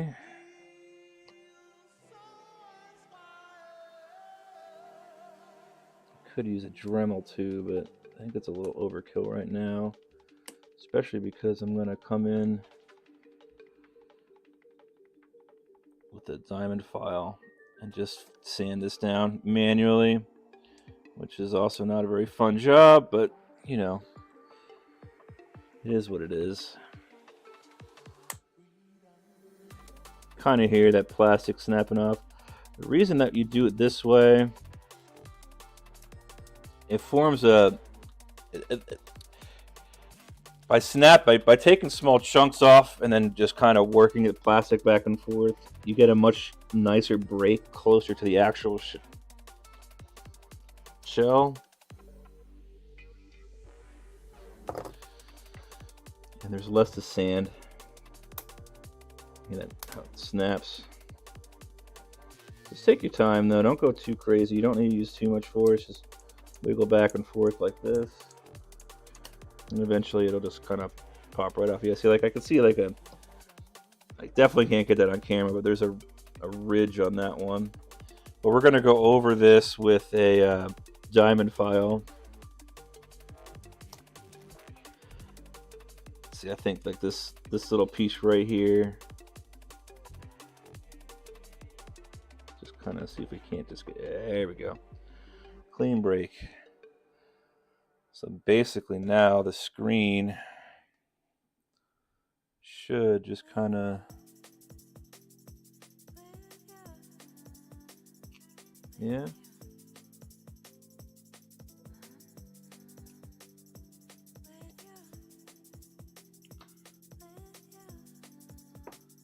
Yeah, you can see how the bottom of the screen kind of comes down to these screw posts, and it's a little hard to see, but there we go.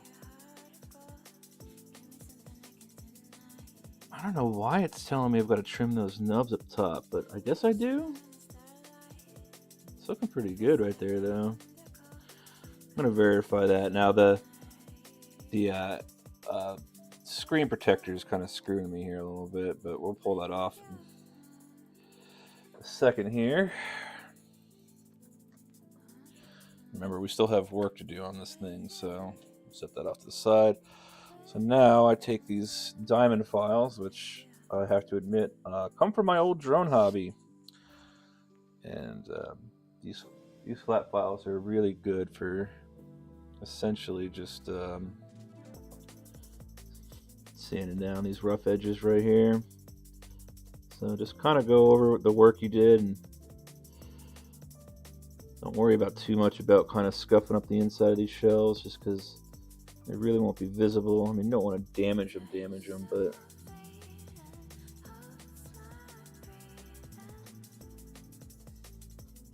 yeah.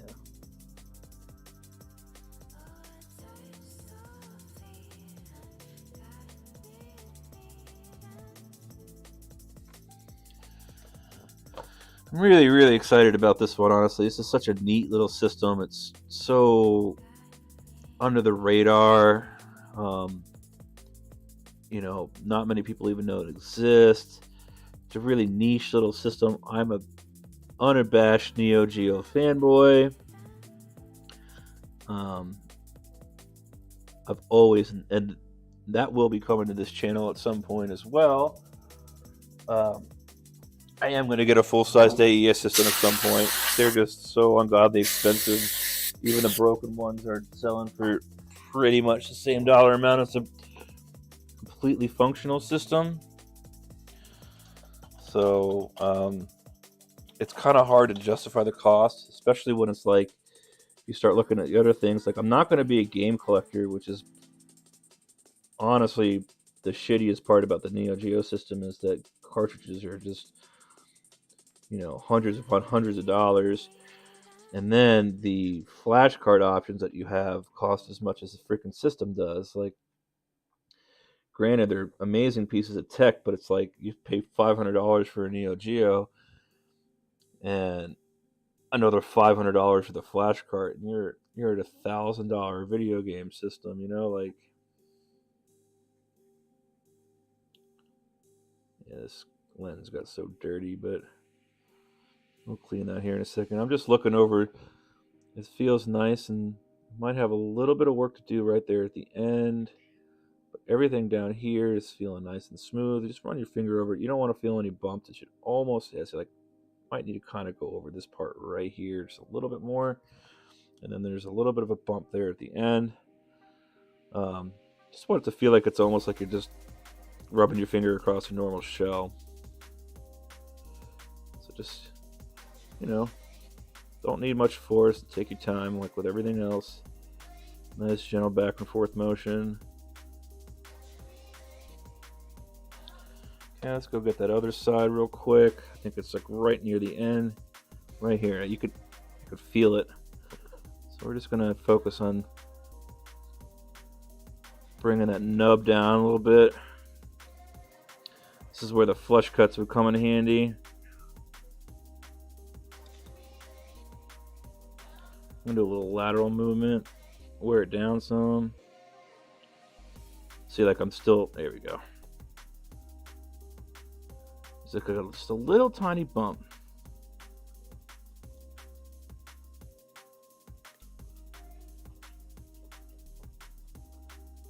There we go.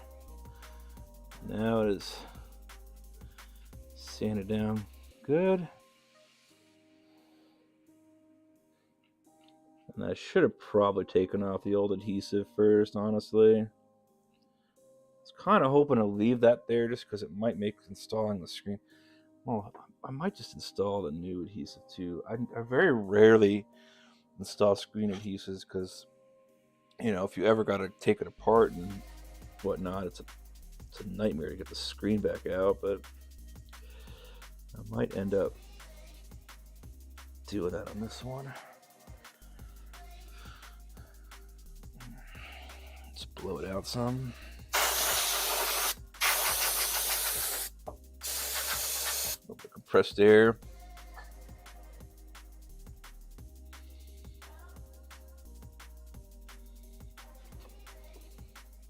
It's looking good though. And I think it's these two nubs right here at the top gotta go.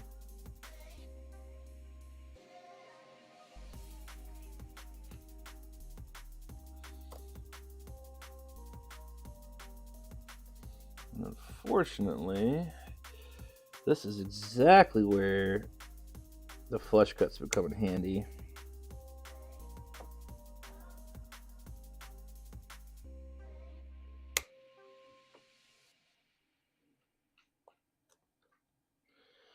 Yeah, I might actually have to get the Dremel in for this one.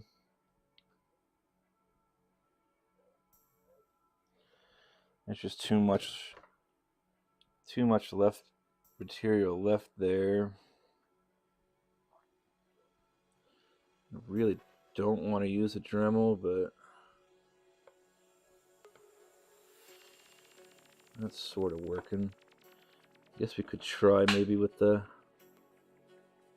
file, and if I've got to bust out the Dremel, I can. Again, you just want to be careful you're not chewing up the case too bad here.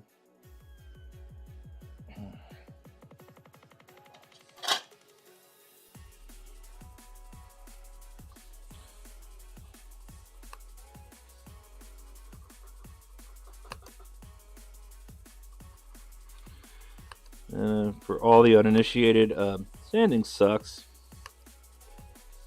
I don't know too many people who actually enjoy this.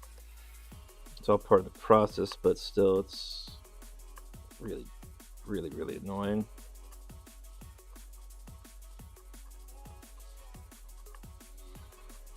Not too bad in this case, though.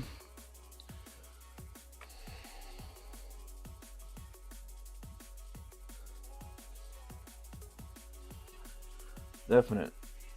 Still got some definite ridges in there.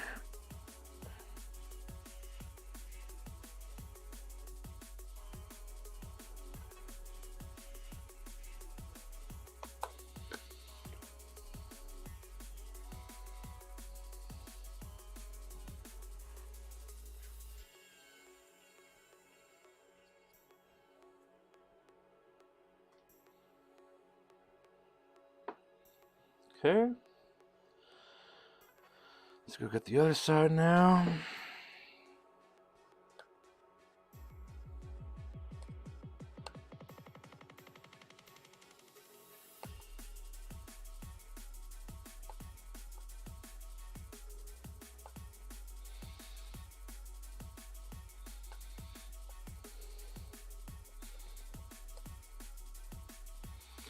I'm switching between vertical and lateral.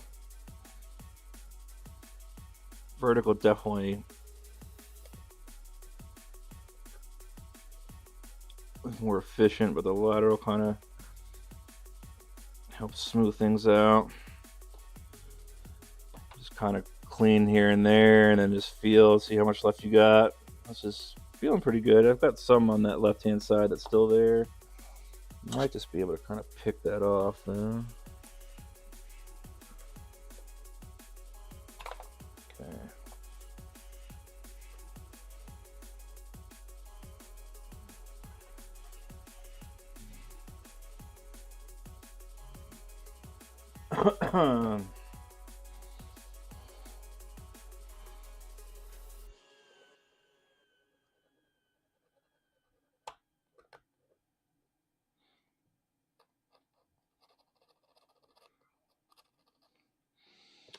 does kind of feel like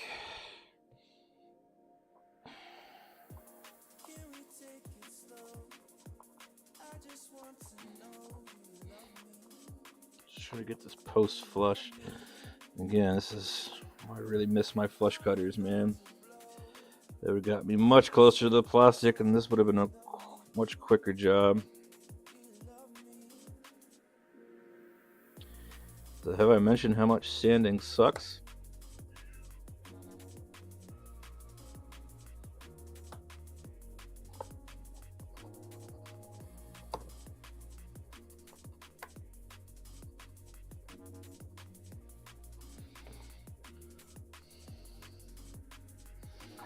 Blow it out again. It's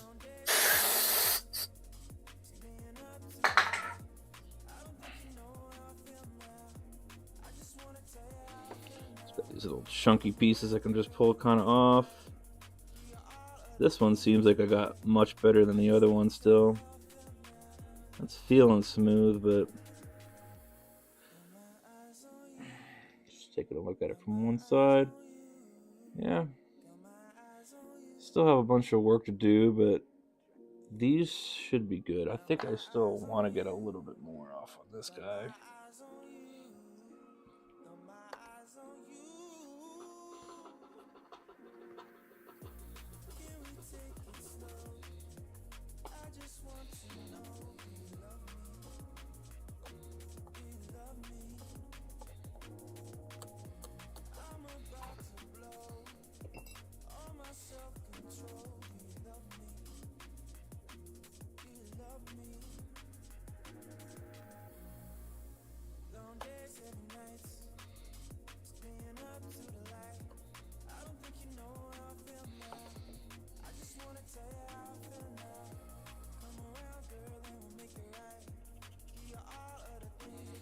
Alright, that's looking better.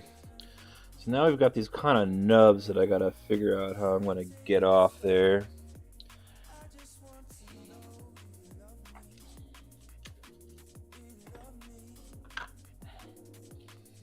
Probably the same thing though, we're just gonna just work at them here.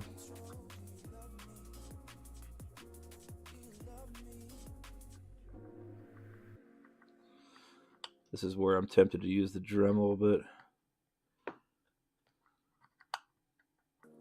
that's a lot of plastic I gotta cut down.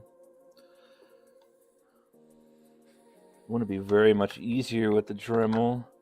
More room for error too, because how fast it spins and how big that tip is going to be. But I might not have a choice here. That's a lot of plastic.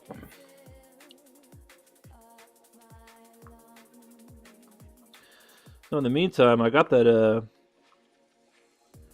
that Game Boy Color delivered, and I do believe the recipient is very happy with my work. So if there's anyone out there wanting a custom build done, don't be shy and afraid to message me. I will be more than happy to walk you through the process and the costs and see if it is something you want to pursue. I absolutely love doing this, so believe me, I'll be happy to speak with you. The more commission I have, the more jobs I gotta do on stream. I usually don't even charge a fee, especially if I'm streaming it, because the content's worth the 10 or 20 bucks I'd probably ask. I just don't think this is a viable method, in my opinion. I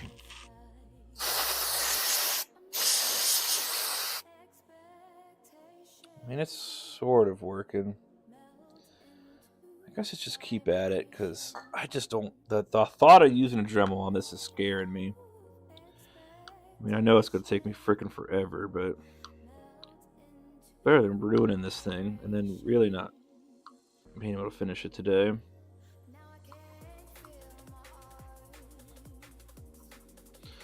It's kind of well worth the aggravation of having to do this. The other problem is like you don't have I don't have much movement space because of where it's located, and it's just constantly bumping into this other post. So you get a couple millimeters worth of movement.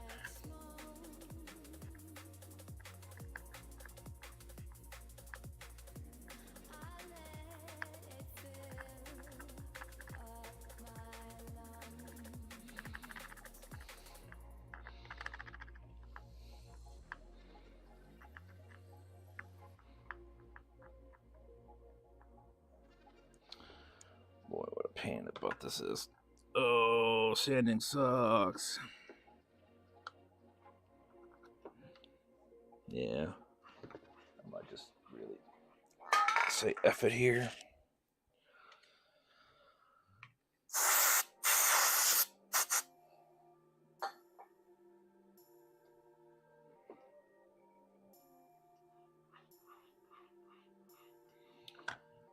Well, let's just take a look and see what I'm going to be facing if I try to use this Dremel. I think I still have the tip on that I want. I do. All right, so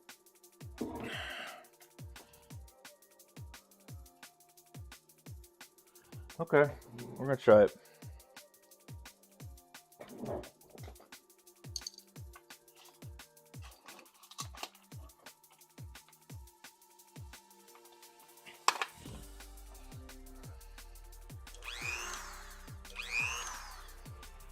All right, wish me luck, folks. Hopefully I don't really fuck this up.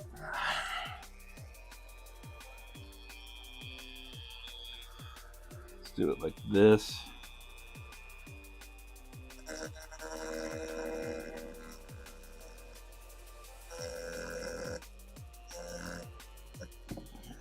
I'm really just kind of just trying to more wear the plastic down some more than just try to get it completely flush, because I'll use the file to get it flush. It's just this stuff is so chunky because I don't have that flush cut.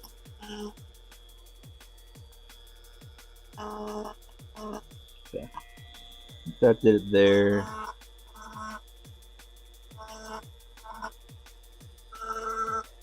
Alright, so we're going to call that good for now. Well, not good, but good on the Dremel anyway.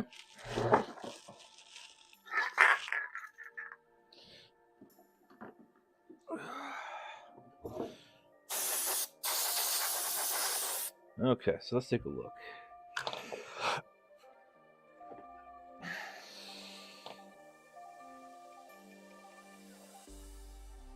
Got it. Pretty much almost did it. Still have a little bit to kind of even out here, but at this point I'm actually just kind of evening it out versus taking off all that material. I might hit that with a Dremel again though.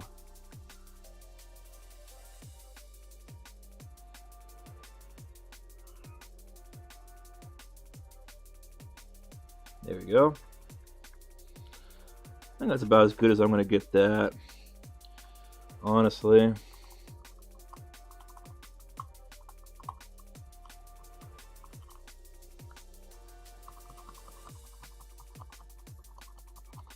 There we go. That filed down pretty good.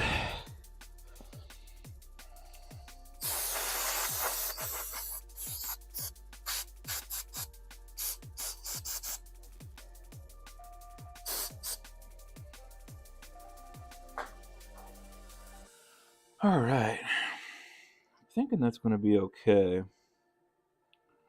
And then the next thing I'm going to have to do is basically, I'm going to try this one more time real quick. From what I understand, I'm supposed to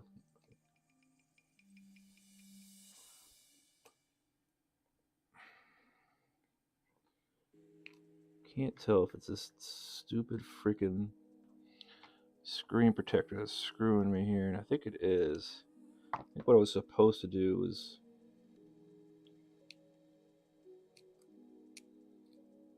I think that's exactly what I'm going to do. From what I understand, yeah, I think that'll be fine.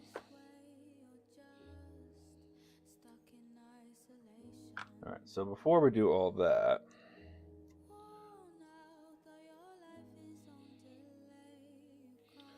let me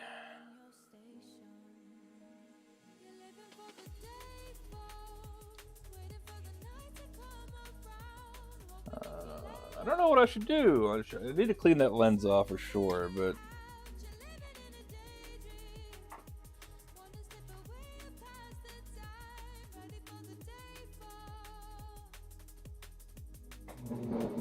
all over the place right now. My brain's going 8 miles in different directions.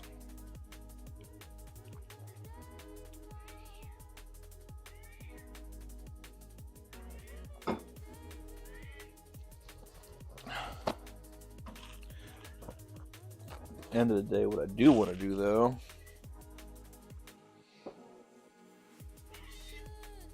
let's get this mat cleaned off a little bit here.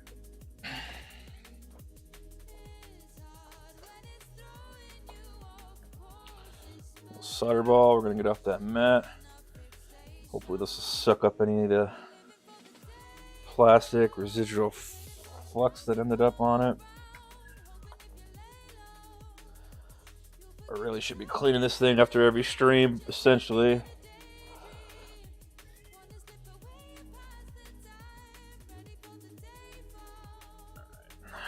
We should be good there.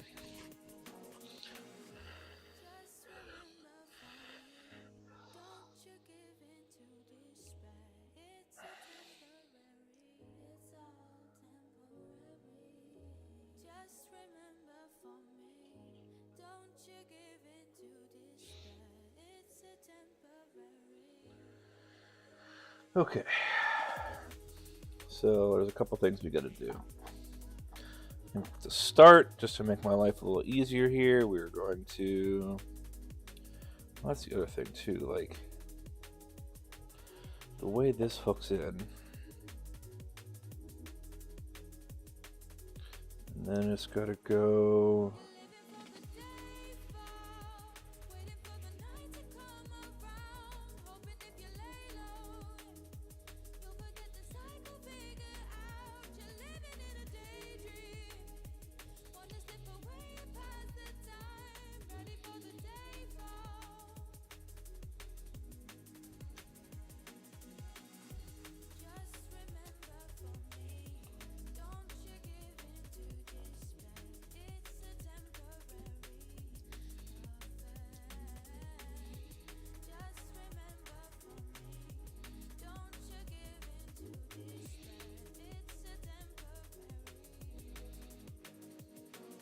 okay.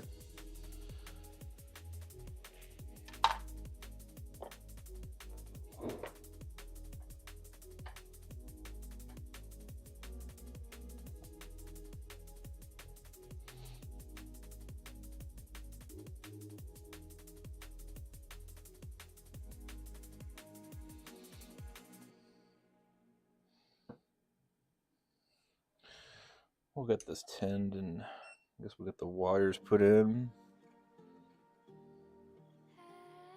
Which I don't have to relocate it there, right there.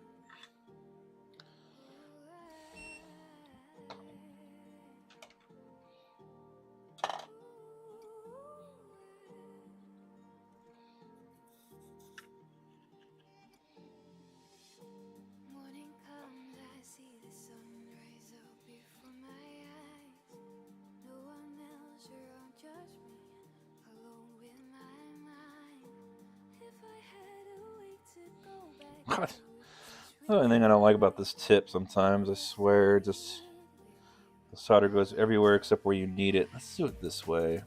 So a little bit more better angle, I guess.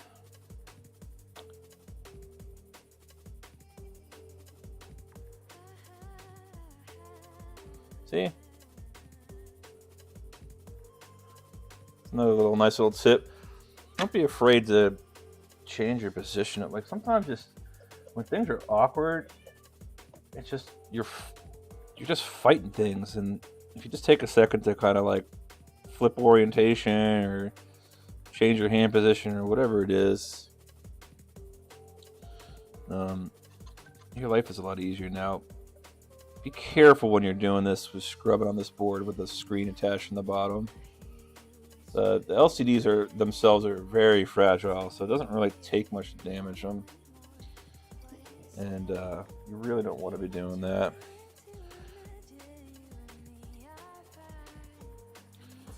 So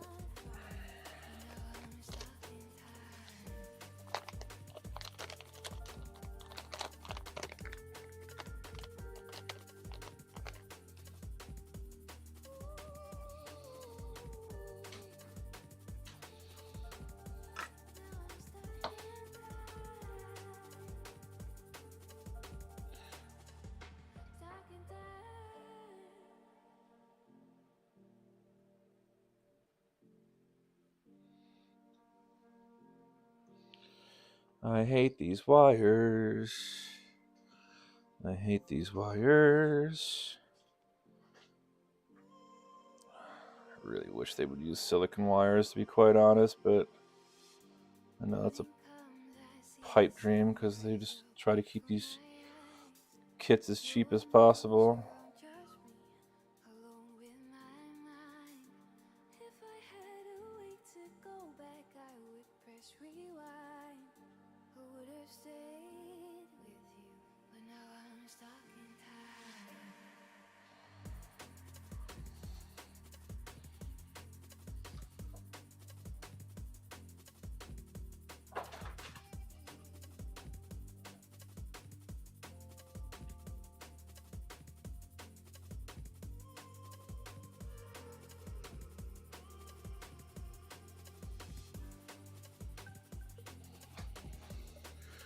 Alright, a little off screen there.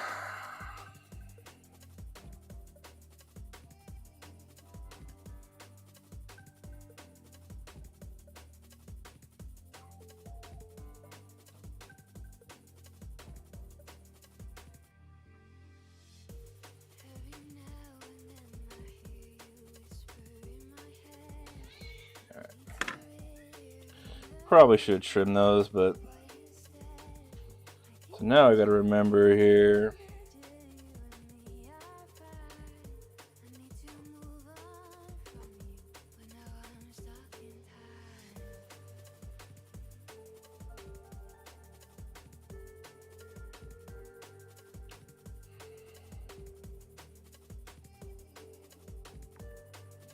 Make my life a little easier. Grab a picture of this real quick.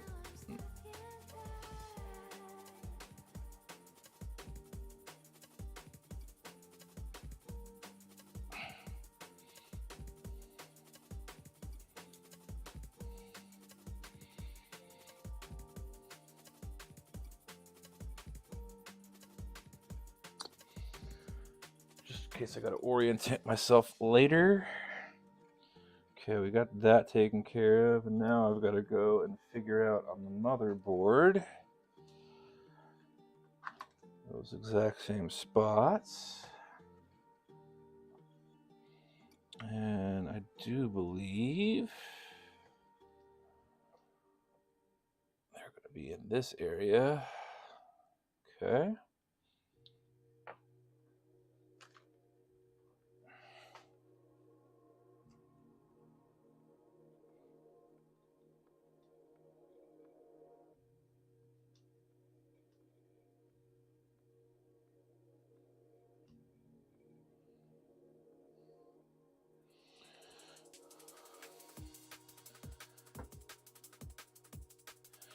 Just give myself a fighting chance here. We're gonna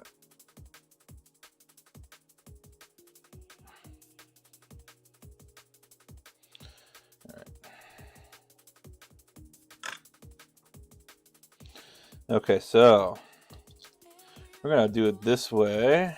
And the reason I do it this way is because this is plastic, so let's avoid sticking a hot soldering iron near plastic, eh?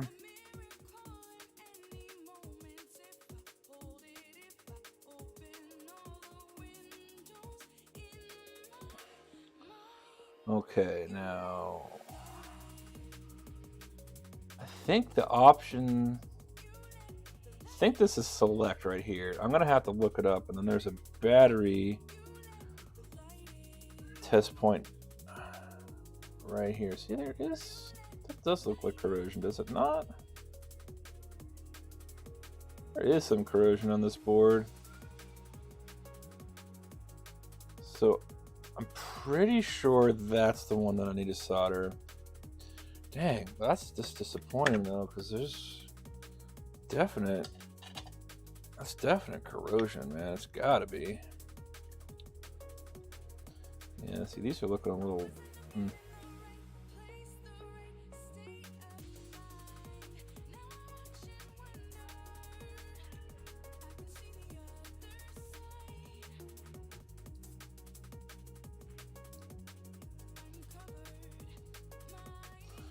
Yeah, that's very light, but definite corrosion right there. Go ahead and give that a little scrapey scrape. Yeah, I wonder, must have been some, maybe some battery leakage, potentially? It's like that's like a little rusty right there. I'm gonna have to like give this board another one over, but it really looked okay for the most part. I think that's just it. I think it really was just a little bit of battery juice had kind of leaked on down. Yeah, pretty sure that option switch is select.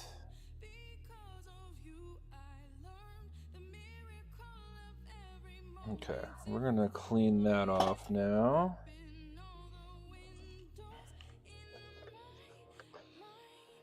And I'm gonna look up the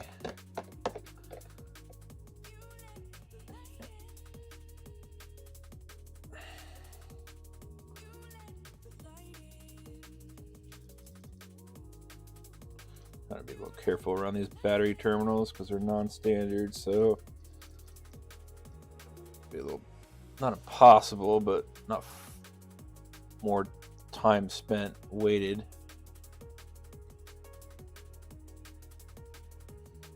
Maybe we get a Q-tip in there a little bit better.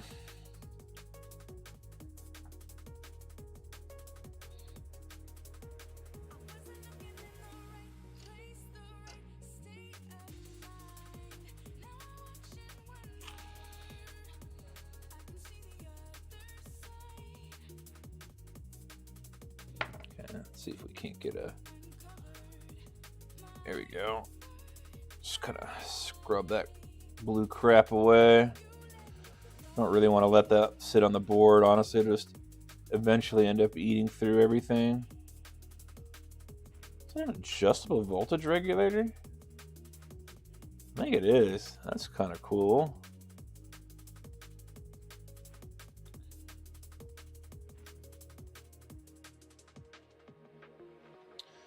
At this point, I think we're okay. And really, I'll say that, is it? They probably need to spray these contacts down with something or give them a scrub as well. Old battery terminals. Put my thumb underneath it here.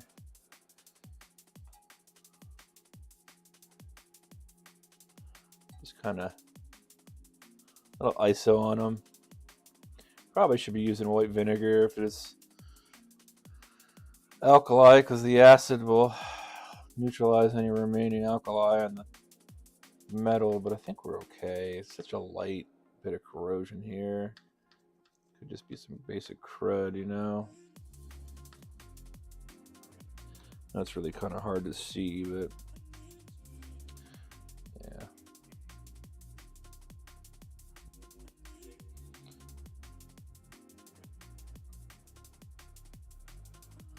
Yeah, it's just discolored.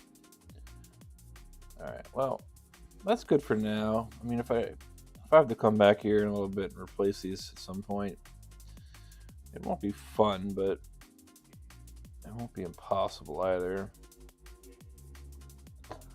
So let's just not worry about it for now.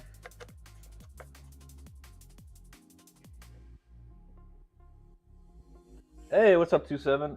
Dude, this thing is freaking brilliant, man. I've honestly, like, my only complaint is I didn't really kind of, I had it spaced out one way in my mind, but then when I went to go put it together, it's still just not working very well. Like right now, I've got this light that's sitting in the middle of the monitor, so the monitor is bisected by this light. It's cramped. Everything's cramped on my desk right now. And tonight or tomorrow, I'm going to actually be reorganizing my bench so that I get a little bit more room on here and it'll be a little bit more comfortable. However, as a PC, it's freaking brilliant, dude. I love it, honestly. For what I spent for it and for what I needed to do, it is absolutely perfect. I think I'm going to, for grins at some point, load up Steam and put a couple of games on it and benchmark some games and see what it can really do. Okay. So I think we still have some work we got to do here.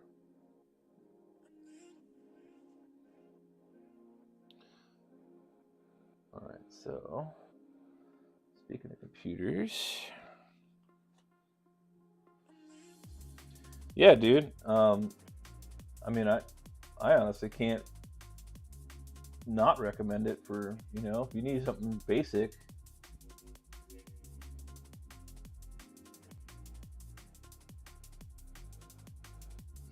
Yeah, no, I mean, you have to understand, like, it is 100% like not a gaming PC. It is very much like just a very light workstation at the best. I would not expect to be able to do much more than like word processing and browsing on it. They say it can do light gaming. I kind of believe that, but like I guess it depends on what your interpretation of light is. So right now I am actually hopping online here to find out the last little bits of soldering points that I've got.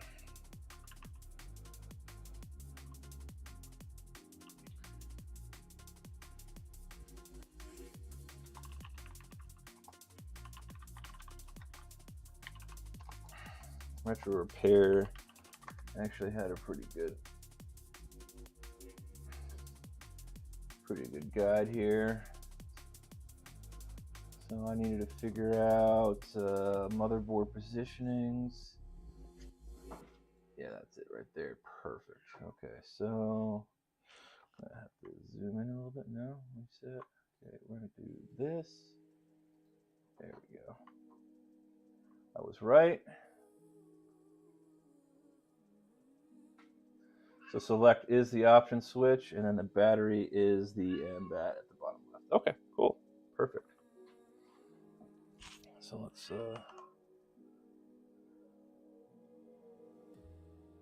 I would imagine it would play Duck Game. I couldn't see why not. I think it would play a couple of, I think it'd even play a little stronger titles than Duck Game. I just don't know how much stronger. It's got a decent processor in it for what it is. I think it's like 6 cores and 8 threads or something. Like, I mean, it's not a slouch. All right, so the last pad up here that I gotta get is this right below A. You see the options SWCOM. Well, I guess that's SNK speak for select. So let's go ahead and get you some solder there, buddy. Okay, that's good there. And then down here in the bottom left-hand corner of the board, we've got that MBAT right there. That is where we need to go for this. Basically, what that'll do is it'll show up the battery indicator on the OSD for me, so you can know how much battery you got left. There, as far as I know, there aren't any battery pack mods for this, so you're kind of stuck using double A's. I think it's such a weird niche little system that the amount of cool stuff out there for it is pretty light. Golf with friends, huh? Actually, that's not a bad call. Probably play like that Pico Park game that you guys are playing too as well the other day. Browser type game, stuff like that. Real light, like nothing heavy on the FPS, Unity, Unreal Engine type shit. I bet you would play Doom. Don't think it'll run Crysis, but I bet actually that would be kind of funny. I would be actually almost tempted to see if this computer could run Crysis, just for grins, you know. When you think about when Crysis was brand new, about what a benchmark that game was, on how good your system was, and even like super beefy systems could not play that game at max. So that would be kind of a fun little test, wouldn't it? Get some orange juice real quick.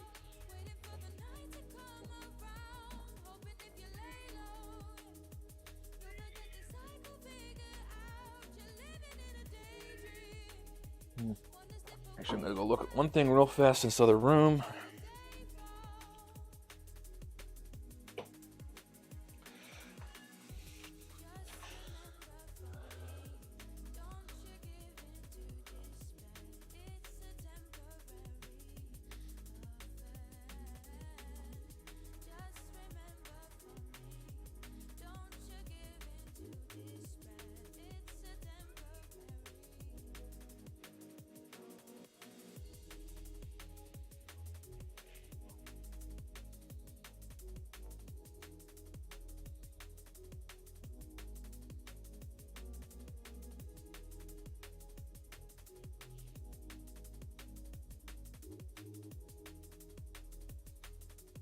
All right, so let's see here.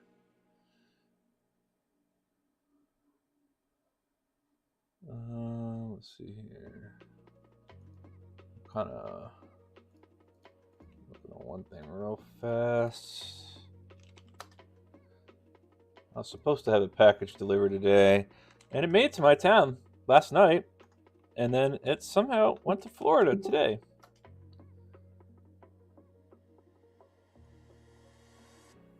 Yeah.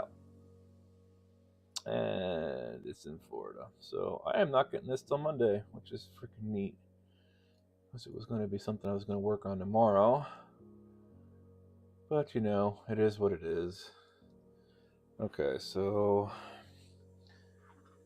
just had to check on that real fast. And it's definitely in Florida.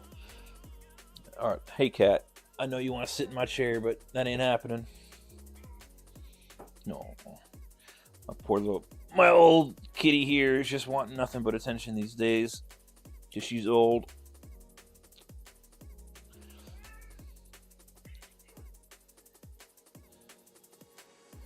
Yeah, I mean, you and I come from the same era, 2.7, with computers. I mean, what we can do with computers today is unbelievable. I remember on my 486 getting a 40 megabyte hard drive, like wondering how I was going to even fill it up. And then nowadays, I don't even think you can find applications that run at 40 megabytes. So, yeah, man, I guess there must have been some alkali leakage here, because you can see all the trace underneath getting eaten up. Well, it is what it is. Alright, so now we get to do the not so fun part of more cleaning. And we'll get a new cloth. See if that won't work before I switch to alcohol.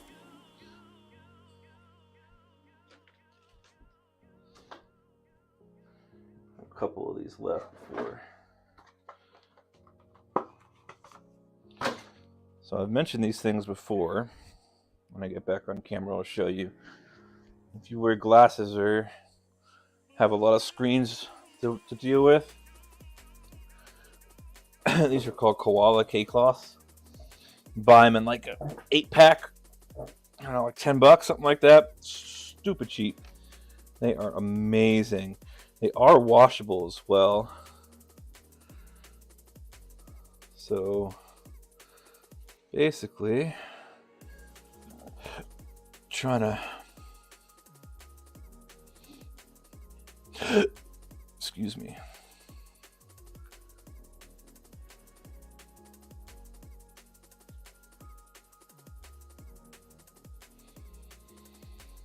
Might end up just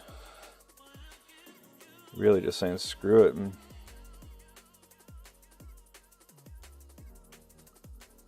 this thing is just not, it's fighting me. I guess I didn't need to be real honest. I normally don't. I got a little ahead of myself last week. Usually the lens is like the last thing that you put on, so you don't have to freaking do this. But I was so convinced that all I had to do was install the mod, and then I ruined the LCD connector.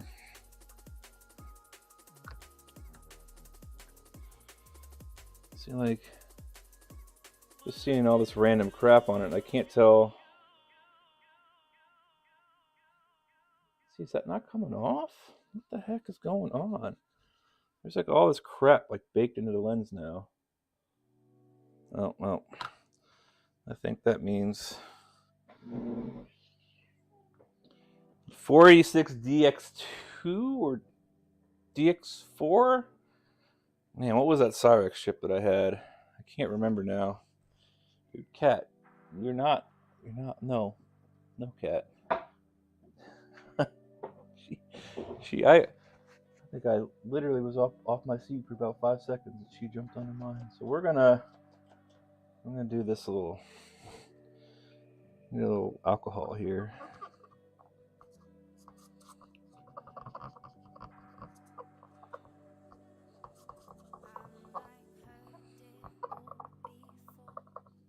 Okay.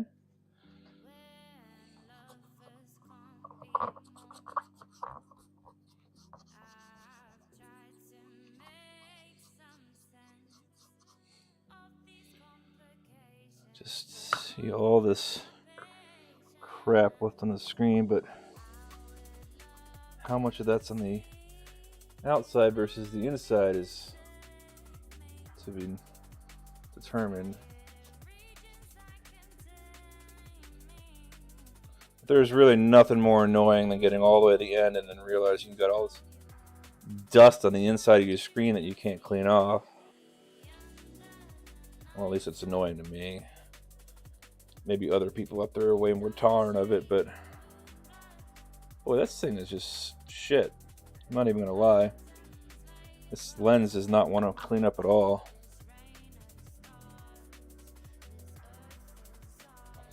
Yeah, I can't remember at this point. That's so far gone. All right, screw that thing. Let's do this.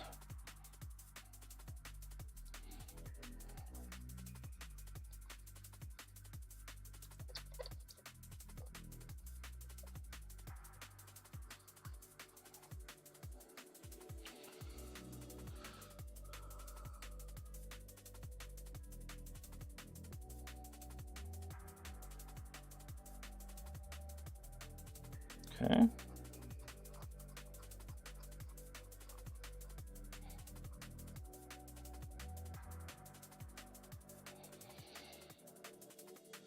I'm doing all this, and I know I'm going to have to do it again, but I still think there's crap on the inside of this lens, and I just can't get to it now. All right, I see where it's at.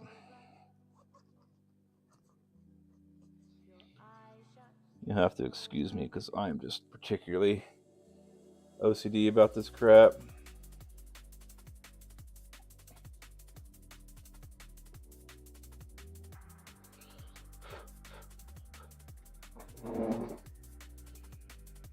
Yeah. DX2. It was just, hey, you're old, I'm old. That chip was actually freaking amazing, though. It's really kind of what kicked off the processor wars.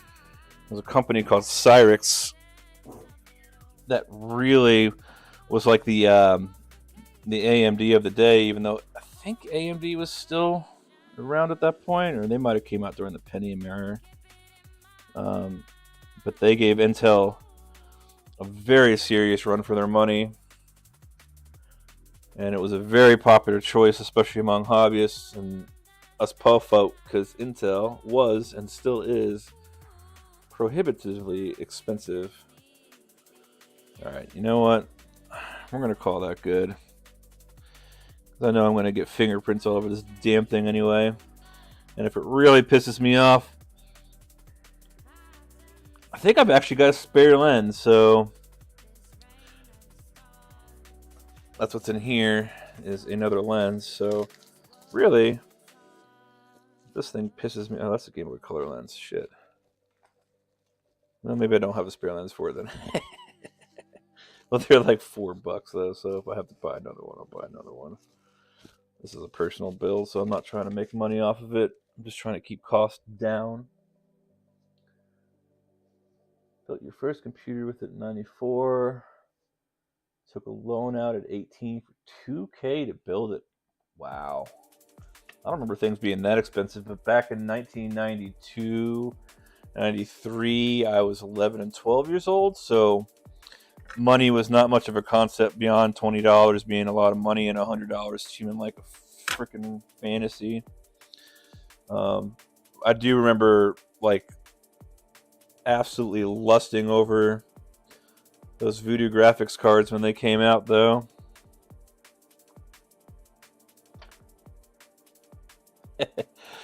Well, it was.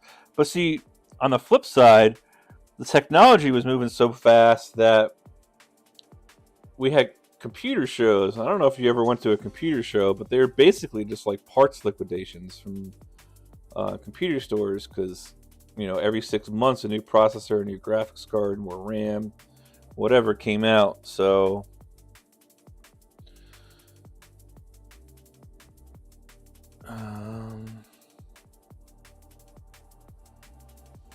now what do I do? Okay, so let's see here.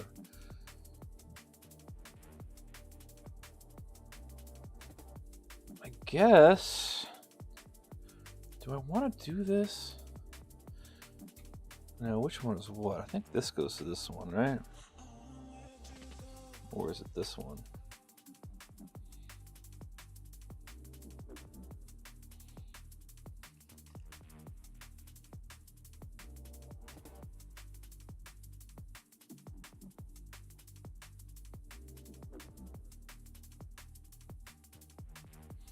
This seems like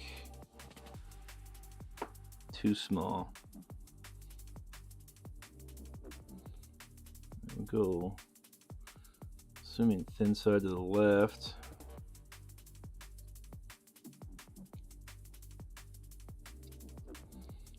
Part of me doesn't really want to do this. Yeah, dude, they were amazing. I miss them, to be quite honest.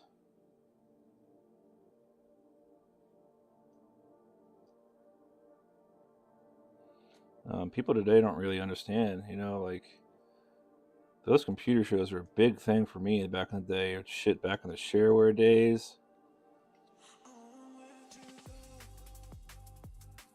You know, like be able to walk into a computer show with like a couple $100 and come out with a couple machines almost. Let's go like this maybe.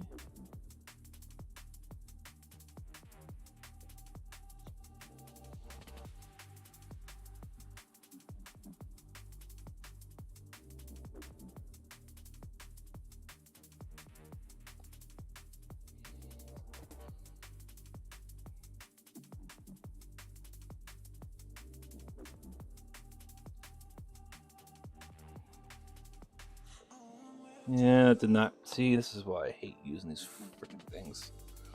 That didn't go on right.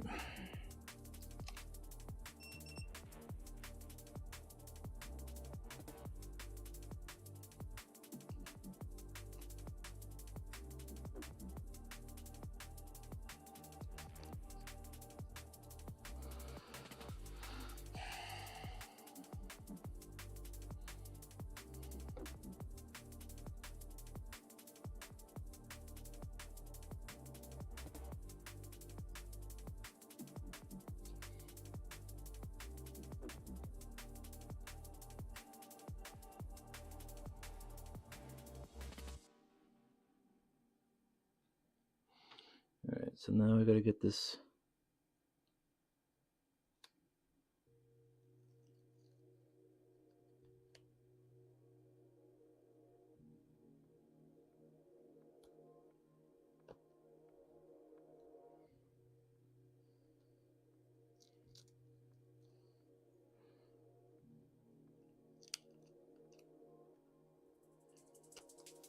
So they leave this middle part in it so that you can kind of squish everything down. It's kind of a pain in the ass to pull off though. So you got to make sure you remove it. Okay. So you're left with this square, but this stuff right here is actually like adhesive. Like,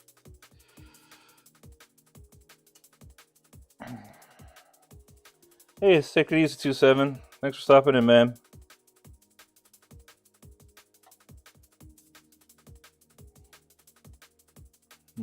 And I screwed up. I 100% screwed this up. Yep, sure did. Well, we'll see if I can fix it, and if not, we'll just go ahead without the adhesive, because usually once you screw it up like I just screwed it up, you're not getting it back on, right? And I'm okay with that, honestly. But the thick part has to go towards the speaker, and I did not do that. So now we gotta see what it's like to install this without that middle piece, which is next to impossible.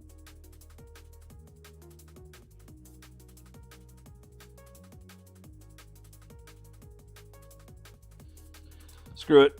We're not using it. I tried. I fucking hate these things. Like, I can't even begin to tell you how much I hate these things. I'm just gonna hope. I mean, I could probably...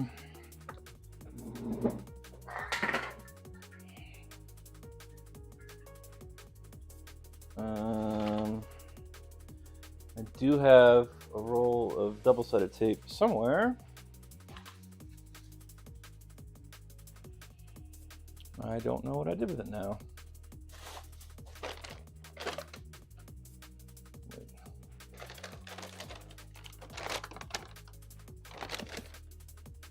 Okay. Stuck it somewhere and it is gone. Crap, what is wrong with me, man? I'm like constantly losing things these days. And it's a gigantic roll of tape too. It's not even like this tiny little thing. It is a huge honking roll. And I don't know what I did with it. God dang it. Where did I stick it? Somewhere stupid. I know I stuck it somewhere stupid, but where did I stick it? Somewhere stupid. Frig.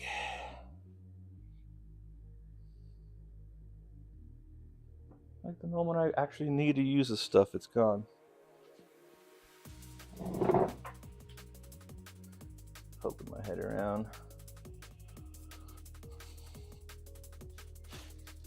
It's not going to be up here. Man, it's like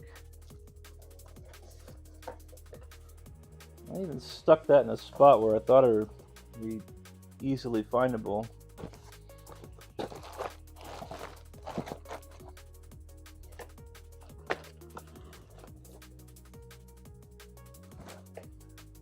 Boy, oh boy, I am just a literal mess these days.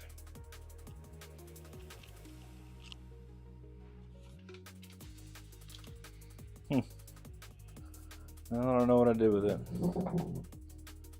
which is not good because I need that stuff, honestly.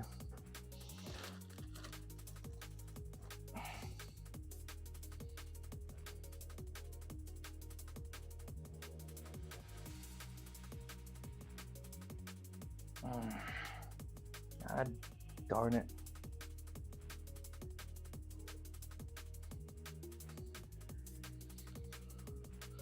Okay, well.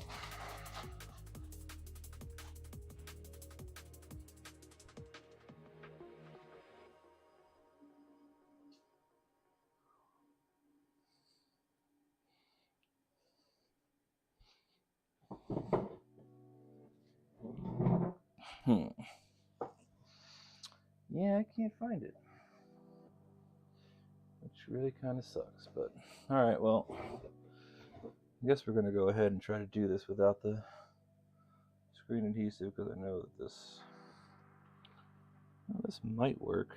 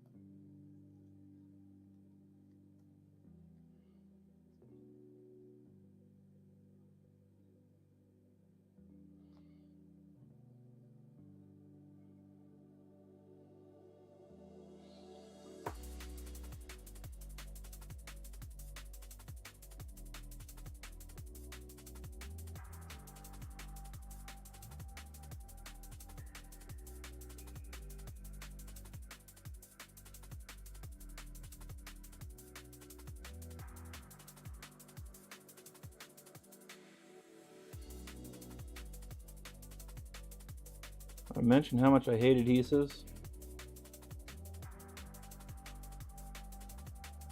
Like, this stuff doesn't even want to come unglued from the backing.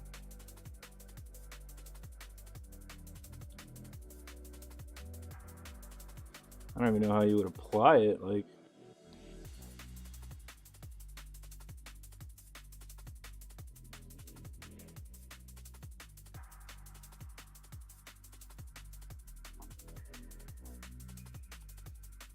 literally just stuck to whatever this is.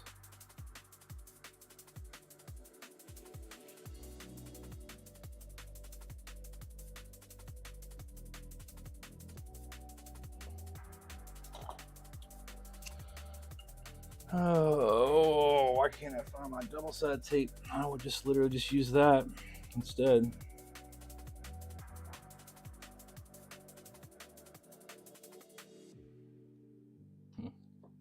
Well, let's try this without the adhesive, and if I need to, I'll tear my house apart and find the double-sided tape. It's got to be somewhere around here. Just disappointing I can't find it. So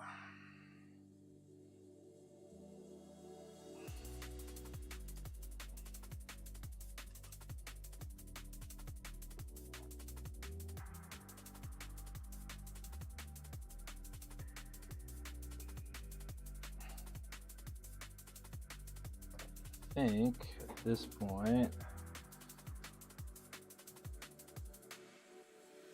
this is gonna go like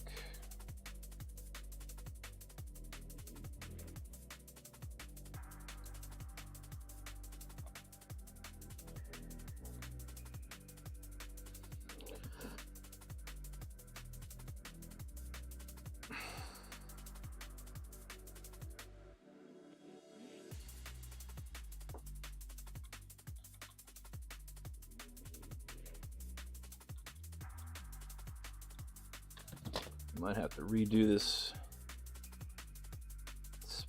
red speaker line here. It's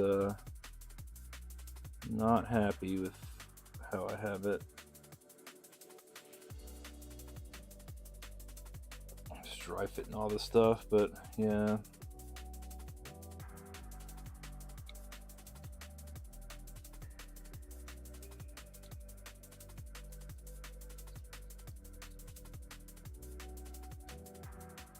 That looks fine.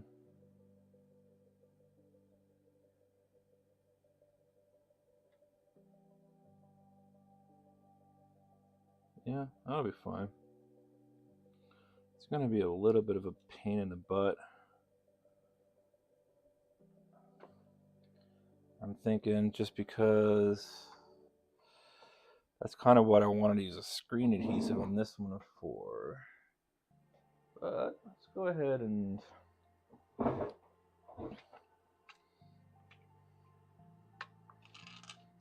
get things put back into place here. Okay, so that's our starts power membrane.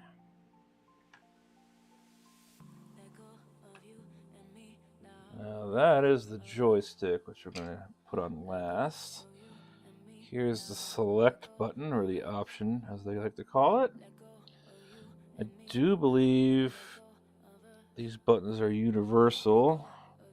They do slide in a very specific way, but since they don't have any writing on the actual button, I think as long as you match everything up, you'll be alright. Okay. And then membrane for that goes over these posts. Okay. Just make sure those are going to squish down. I think that should be good.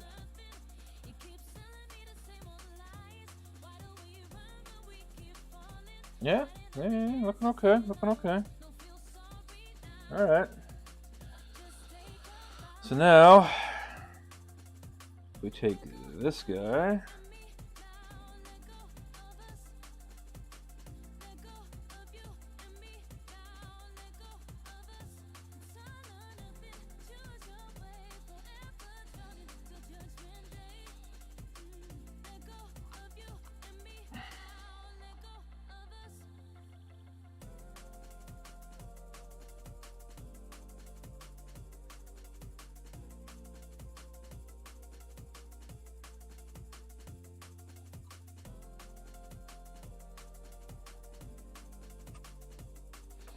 Okay, so for safety's sake, I'm going to glove up on this one.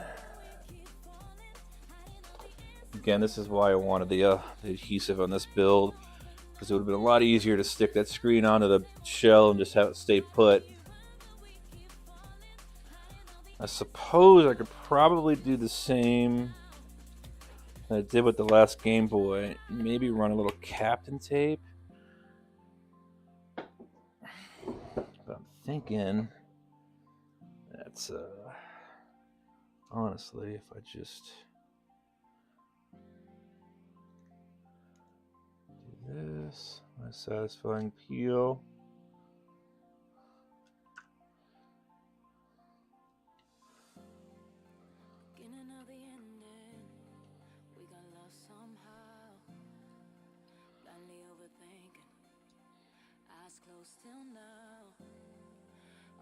Okay.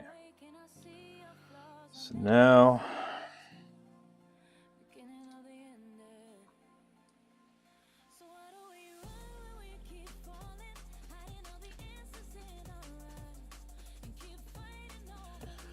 I don't want to do that. So these well, you know what? Actually, for now, let's just do it this way. So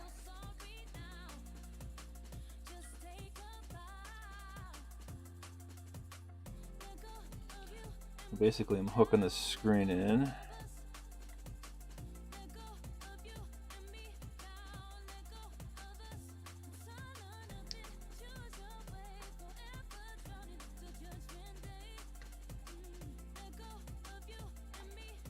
That's not going to work. That's not going to work. Okay, let's...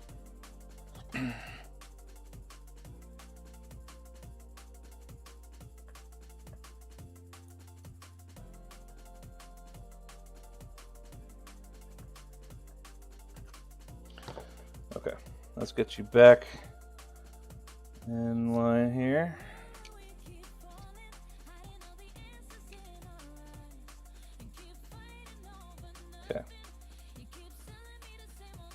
so now my whole problem was I ended up canting the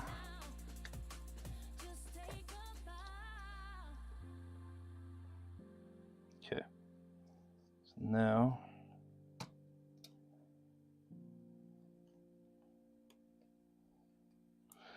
perfection. Okay, we don't want to do that, but okay, so now let's grab our membranes here and get them back into place. Can't forget them.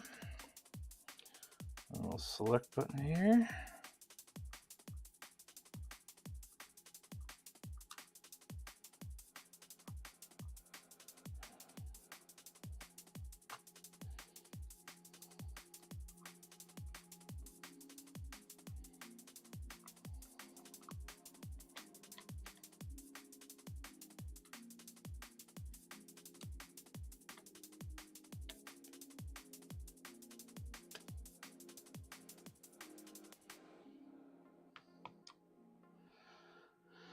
That's gonna work. So we got battery on the right, so I can look at my diagram and get that all lined up. And now what I'm gonna do is I'm gonna grab my screws, which are right here. The motherboard screws are usually shorter than the other ones.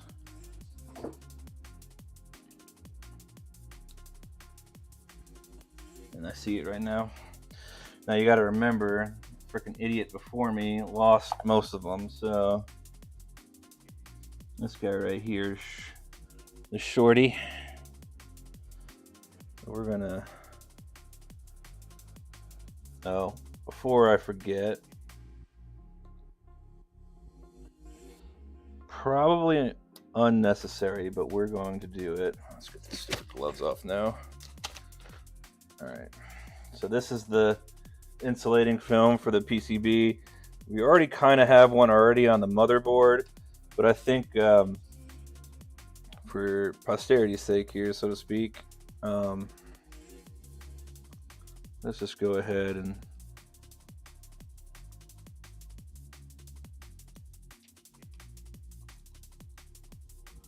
cover everything up just in case. That way, we eliminate the possibility of any problems. So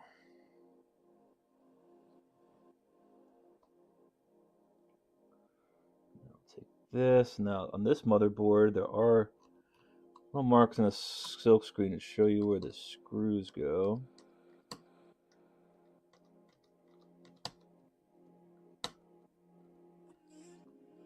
Okay.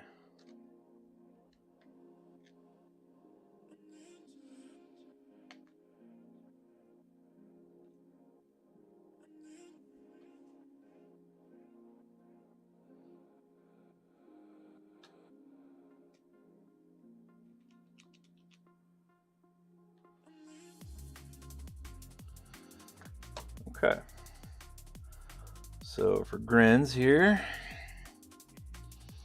let's go ahead and do another test.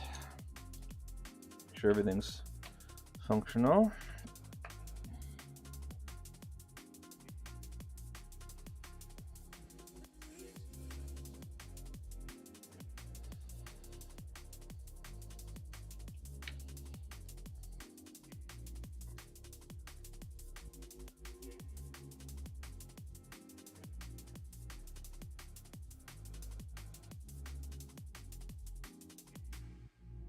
See, there we go.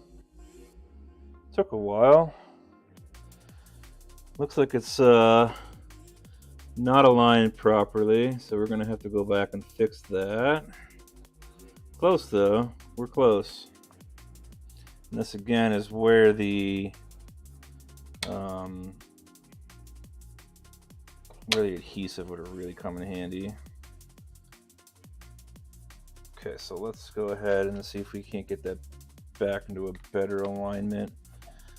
Might switch the, let's get a bigger screw too.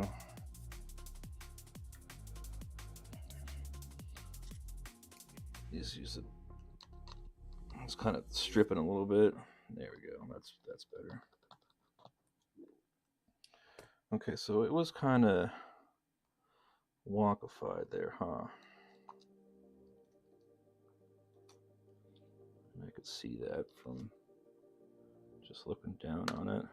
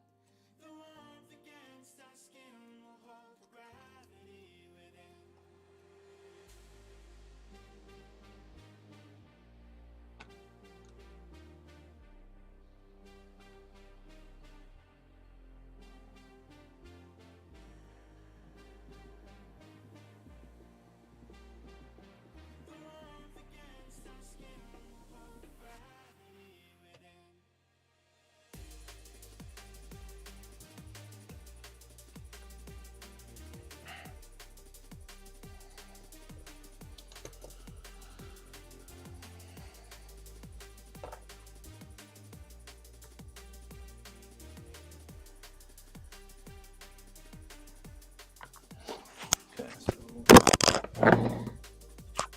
drop my microphone.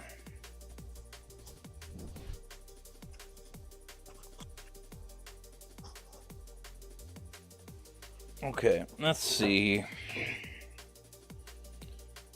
Alrighty,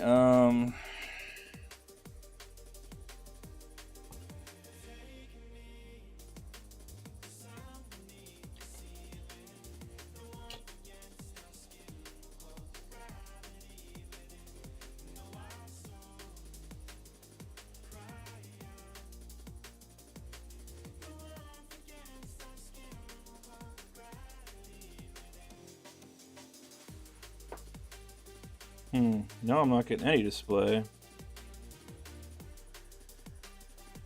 Takes a while for it to boot up. That. Okay, that's workable.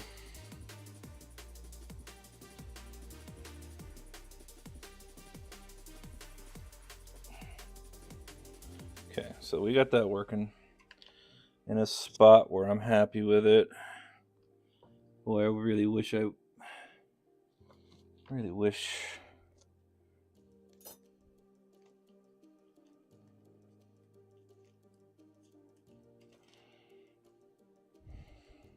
think these are going to be too big too.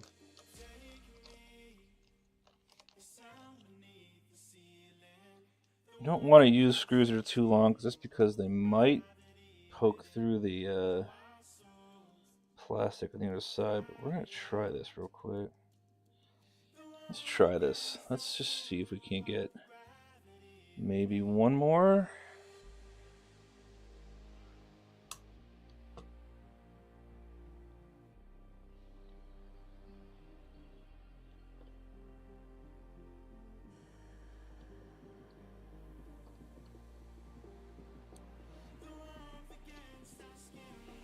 Okay.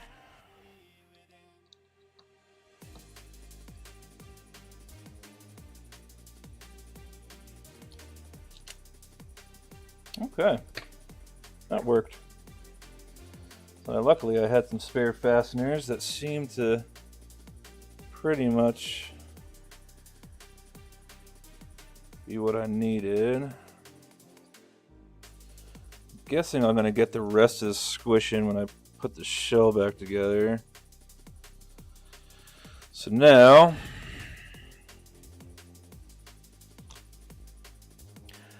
this should be the battery.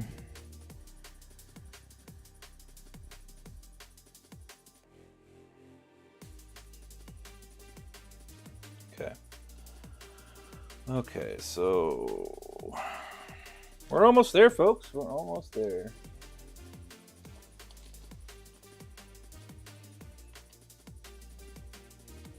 Now, I say this and shit, I guarantee you we're going to get all the way to the end and figure out that it wasn't the screen that was broken, it was the motherboard. But that's alright, even if it is.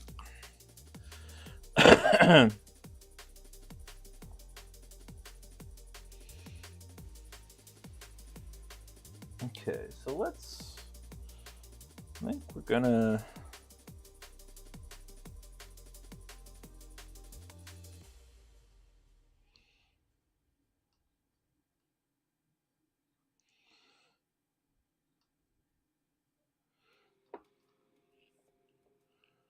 yeah.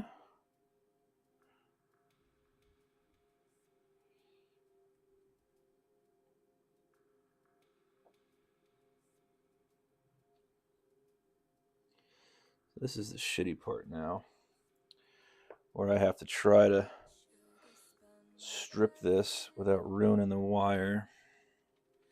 And I think I'm going to start a little bit above that kink, just to give myself a little bit of leeway. And I didn't.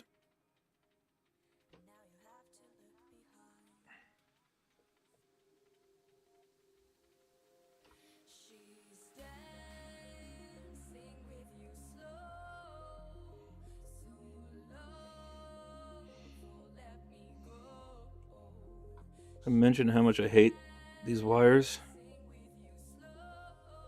Okay, I think I've got enough right there.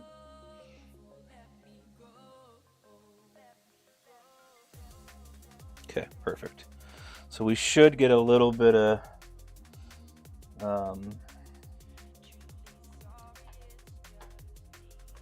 shrinkage on this, I'm thinking. I don't know if this is going to actually really focus for me, but we'll try.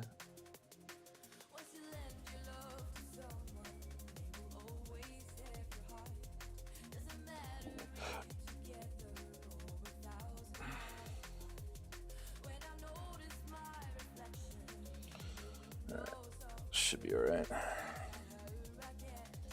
Got it.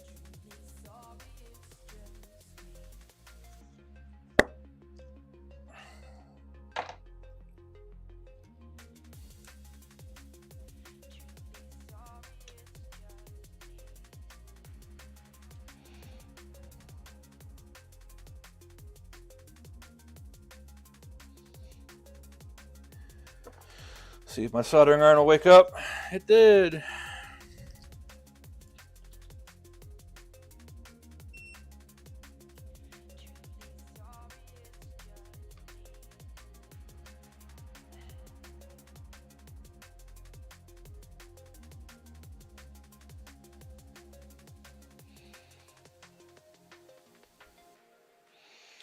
Okay, I think we got that. Now, no. I think we're just going to switch this to this now since we're screwed in. And very cramped again. Once again, very cramped. Let's clean up just a little bit, give myself some more room. I'm going to move you. Expose that pad right there.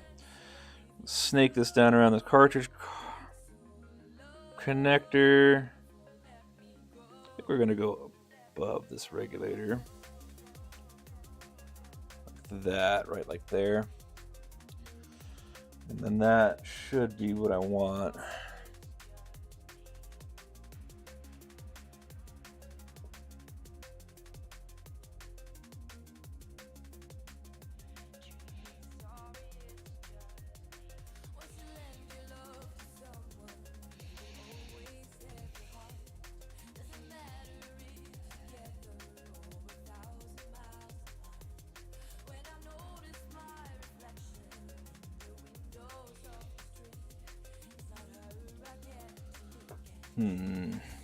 Do we dare? No, we don't, because there's no room to actually do that. So I was going to think.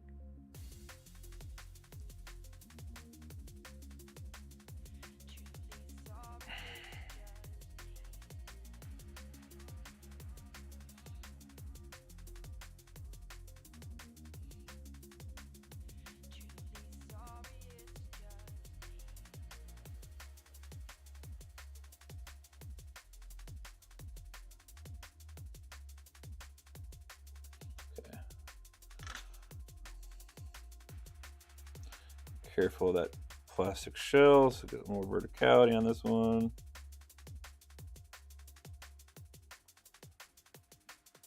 All right, cool. So that's the battery lead. Okay, here we go.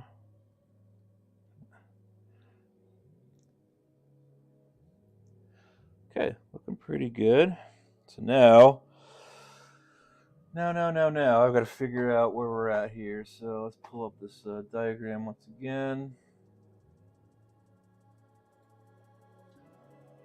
All right, so it was battery, then B, A, and select. So B is the one on the right. And so that would mean I'm going to come back up this way. Right, all the way up into here. Yes, sir. And so the next one we've got on the list.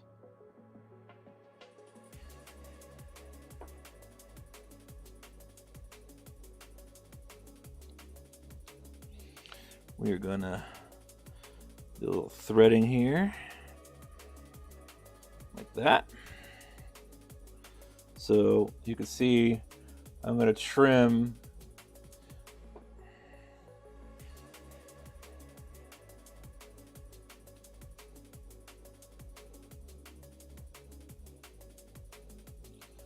some folks would like honestly just let's see what I can do a little bit more here. I like to give myself just a little bit of wiggle room with these things, so let's do that, and then we'll snip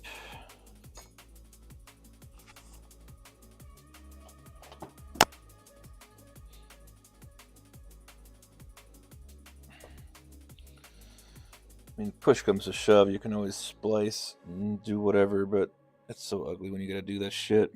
So now you can see we still have way too much wire, but what's gonna happen is when I go to strip this, there we go. So I don't mind having a little bit of slack. You know, it's a lot easier to trim than it is to reattach. I mean, again, neither is impossible, but trust me, splicing wires is a pain in the ass, especially when they're this tiny. Just do it right the first time, eh? Alright, so once again, time for some solder. So I'm doing all this off camera because it's try to maybe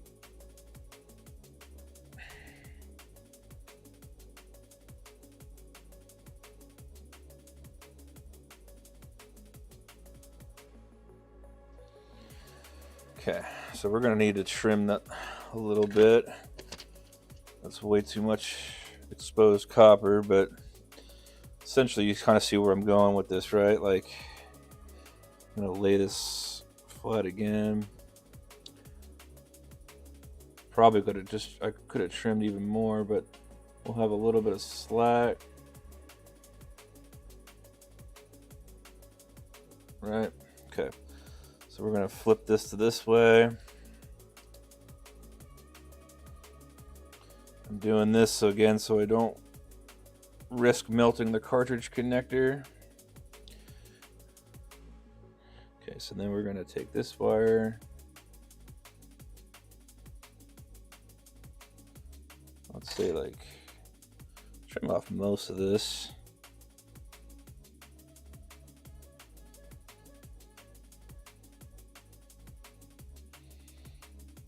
Let's do this the right way. Sometimes it's a little bit easier when I have it more vertical. And then we're gonna come in here and grab this with the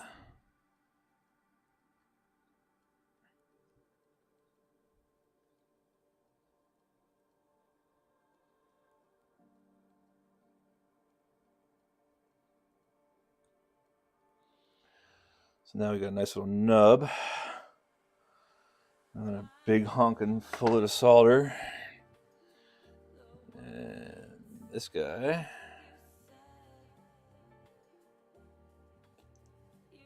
Go right there. So,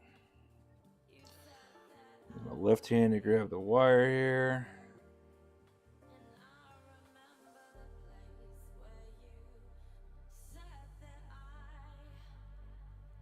Bam. Okay. So we have. There we go. We're basically just kind of just trying to keep the wiring as flat to the board as possible. All right, so now B, then A, then select. So the next wire that we got to pull off is the A wire. All right, and it's going to run along pretty much the same path. You can see like grab like right here. So I know that.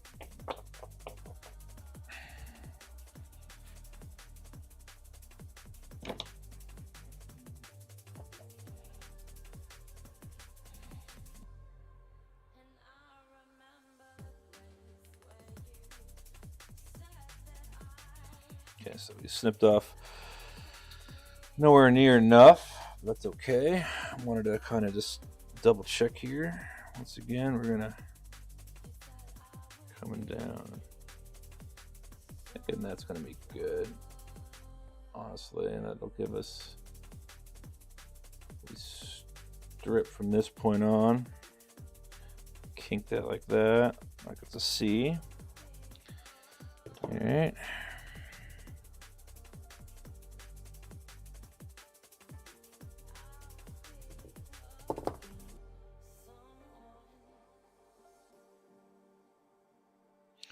These wires are impossibly thin. I hate them. I really wish there was a better choice. I'm not really sure there is. Just not my ideal choice of wiring, but I get why they use them.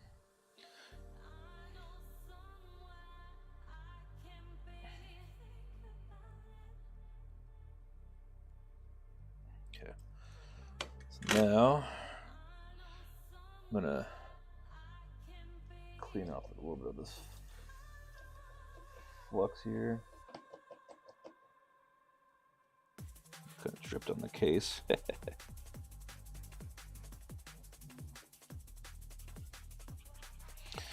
So once again, we're going to see that my A wire here is going to be way too long for what we need.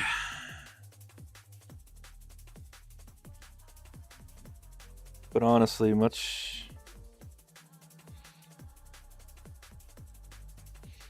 better.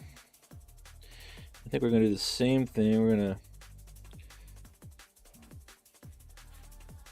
slide it under the battery lead here.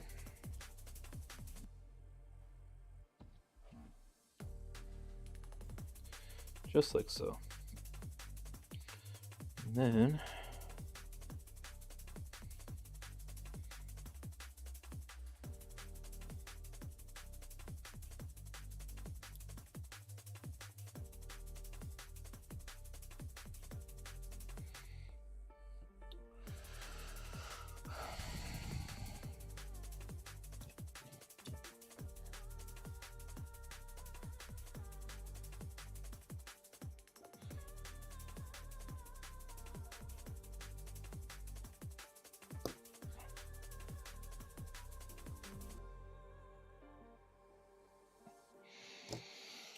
all right.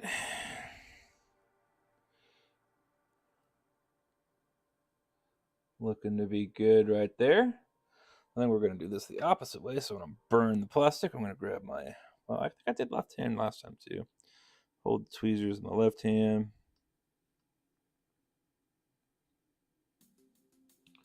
So close. So close. There we go. Let's clean that tip off.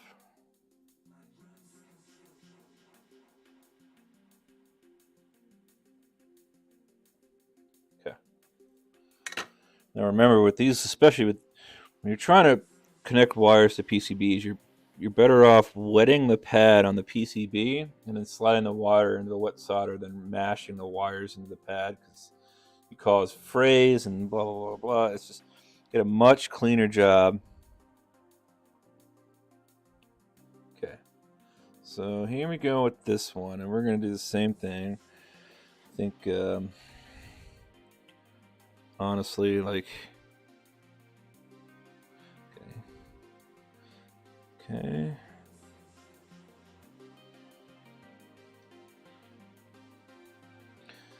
Grab my nice little.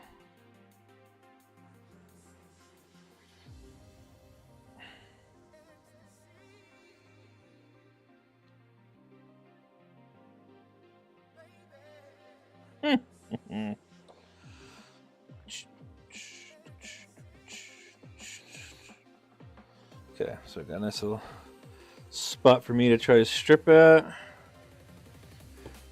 Strip successful.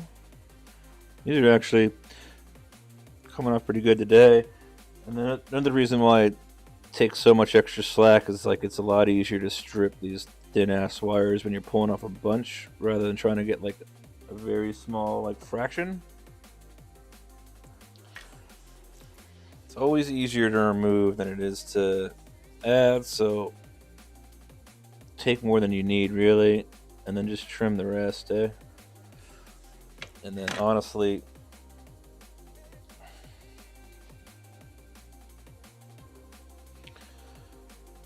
you'll be much better off. So like now, I'm gonna do the same thing here. I'm gonna thread this underneath the battery.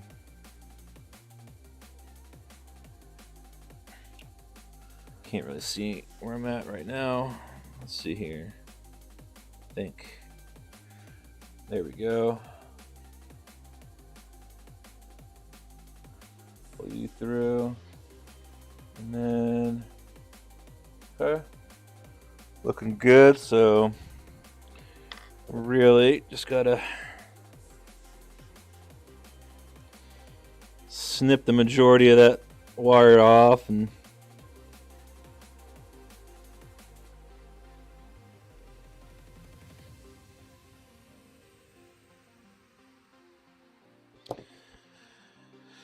then bring her back down. Look at that. Perfect. Okay, same thing. We're gonna grab this wire with my left hand, soldering iron in the right. Just fluff off of it.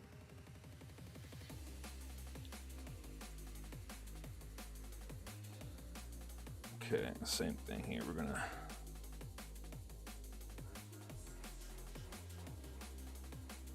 there we go. It's a little too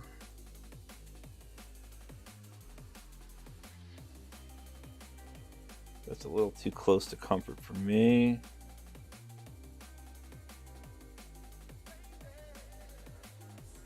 That much better.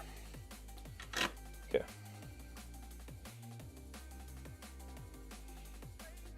Now, nice. Looking good, eh? Okay. So now we're going to come back over here. And we're going to do speaker positive first.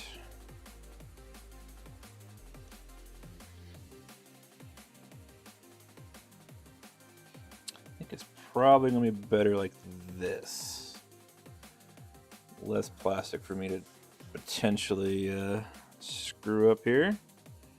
Grab our silicone wire.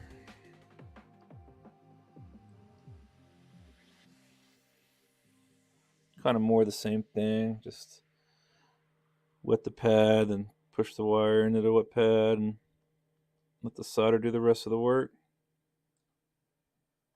It's kind of, actually probably should have taken a little bit more wire for this red lead here, but come on now.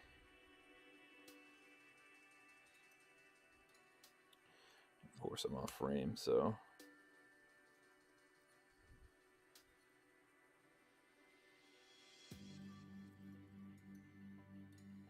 Okay. Let's go ahead and put a little bit more solder on that black pad. Probably should do the same thing for the red, but we're gonna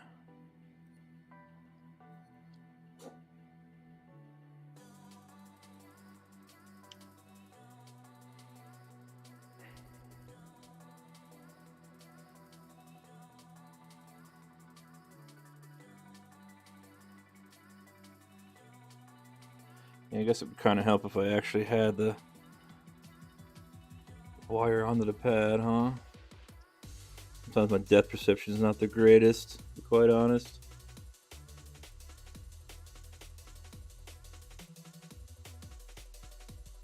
There we go. Alright, so now, question really, I think we should just be able to... I think that should work.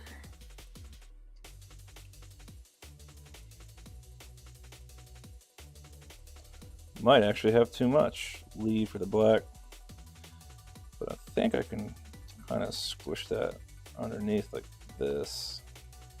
I know y'all can't really see what I'm doing right now, but all right, there we go. So basically I kind of tucked the black wire under a little bit better. Okay.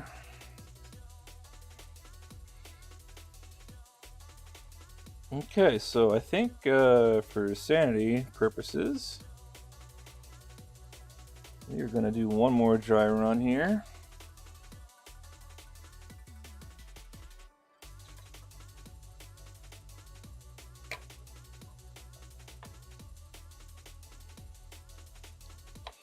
In case you haven't really picked up on this, I like testing a lot. And the reason I like testing a lot is because when I don't, my dumbass misses very, very obvious fixes that require me to take the thing apart again.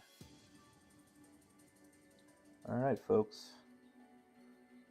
Let's make sure that's... Okay, I know y'all can't really see right now. Let me just...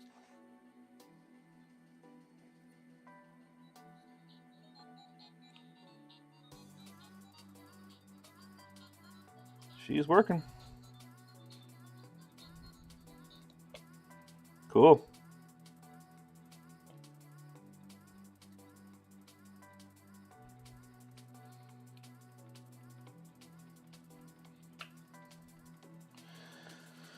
Now, really, the real test is going to come in when I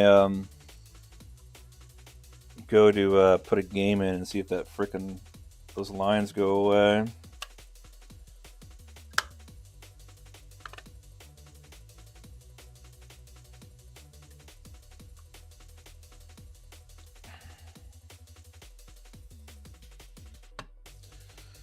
Okay, so let's see here. Grab you, and then we're gonna start screwing you together. Now, I think really what I'm gonna do though is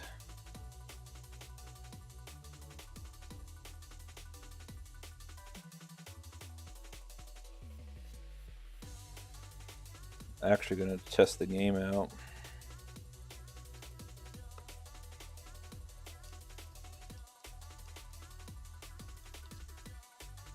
Okay, so let's. Of course, you know, if you're going to test a Neo Geo game, you're going to do it with Metal Slug, right?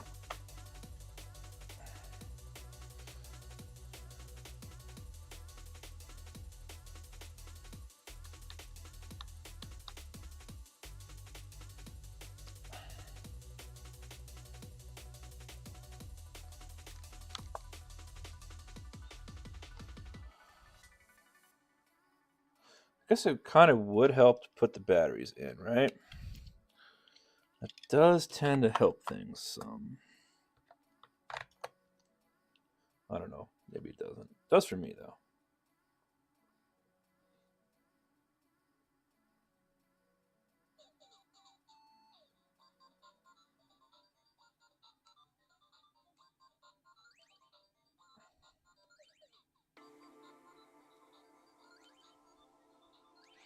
It's going to make me go through this menu.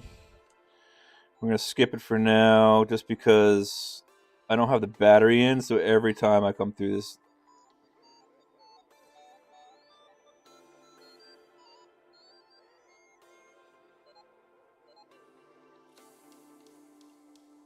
All right, folks. The lines are gone. My worst fear is assuaged. I'm going to have to do a little bit of adjustment using the on-screen. I think it's just the same. It's select A and B.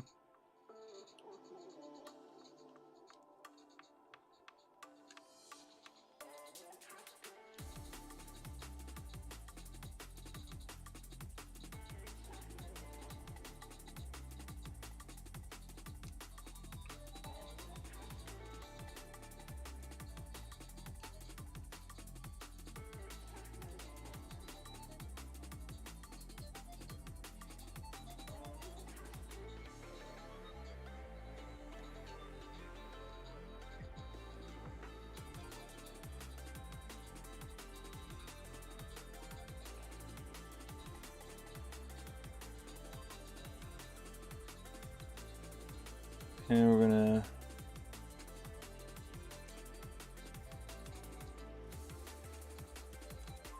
max brightness. Okay. I think we're good.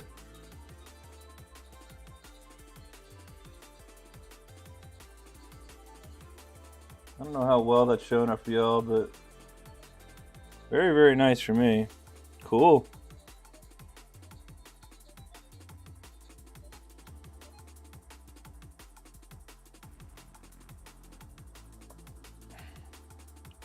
So that reset it, but oh no, it just was a nice warning before it shut off that I had to go replace the button battery right here, which yes I do, but I'm not going to concern myself with that right now. Okay, now this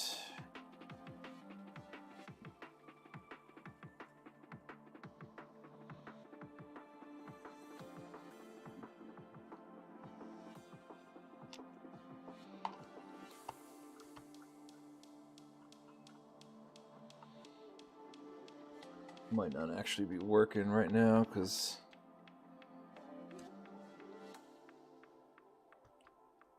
yeah. I don't know what did I put it back? I didn't put it back, did I? It's probably still floating around on here.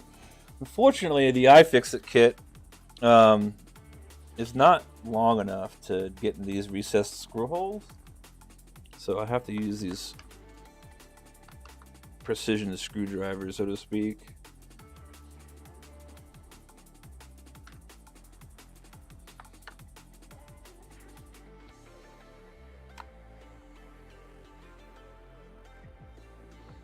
Okay. Well, there's a lot of thread to go through. Now, one of these is a tri-wing. That's that silver one, so I'm going to set that one aside. Might end up actually swapping that with something else so that it's a little bit easier to get to.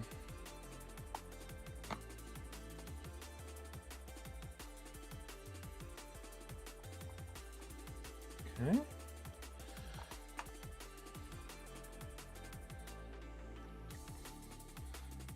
The nice thing about the recessed holes like this is that the screws kind of slot themselves into place real easy, so I think I am going to do that. I'm going to take this battery screw out.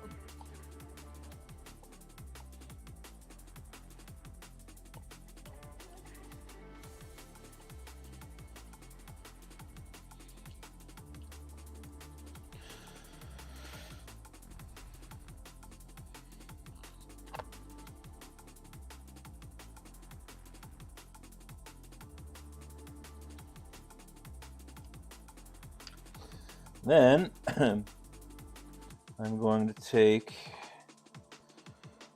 my tri-wing here and I'm going to leave it in the battery slot so that I have much. I don't know. Last week, folks, like I had to really jury rig a solution to get the screw out.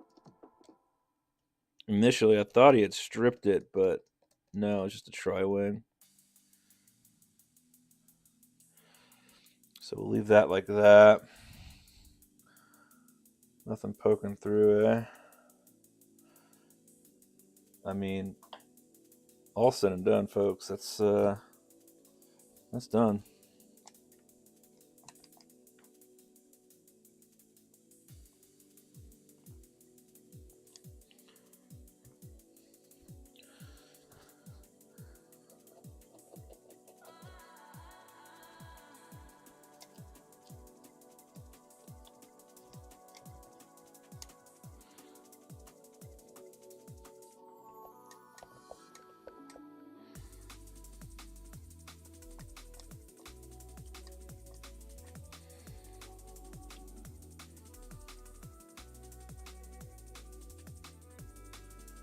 Boy, I'm super happy with this. So it fought me a little bit in the beginning, but now let's do this real quick.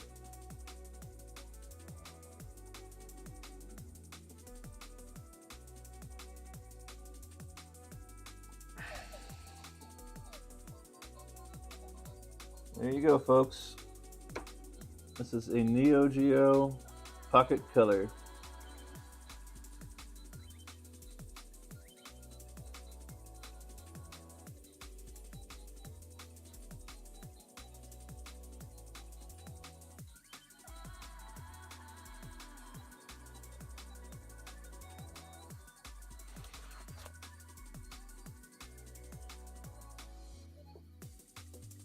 Okay, so that's the warning that lets me know it's broken.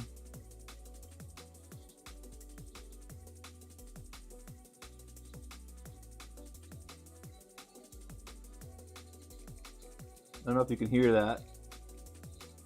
Clicky joystick. SMK is really mainly known for their fighters, and a lot of the pocket games are fighters, but I'm kind of playing this through the stream right now. Alright. Miss and destroy some shit, right? That's kind of what we're good for. And you see the battery indicator in the top right. I don't know if I really kind of like that or not. It's okay.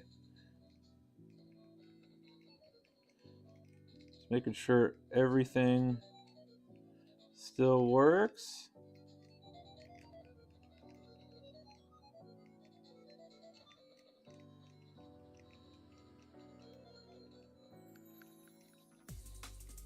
It's so hard. I'm like trying to do this with the I got a machine gun now,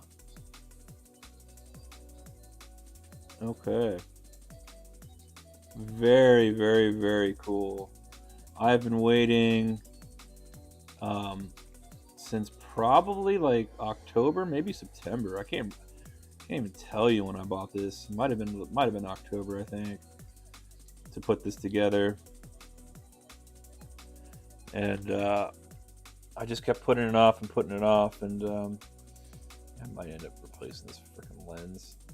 It's fine for now, but okay. I don't know why I kept putting it off, but I guess I just was waiting for the right stream to do it.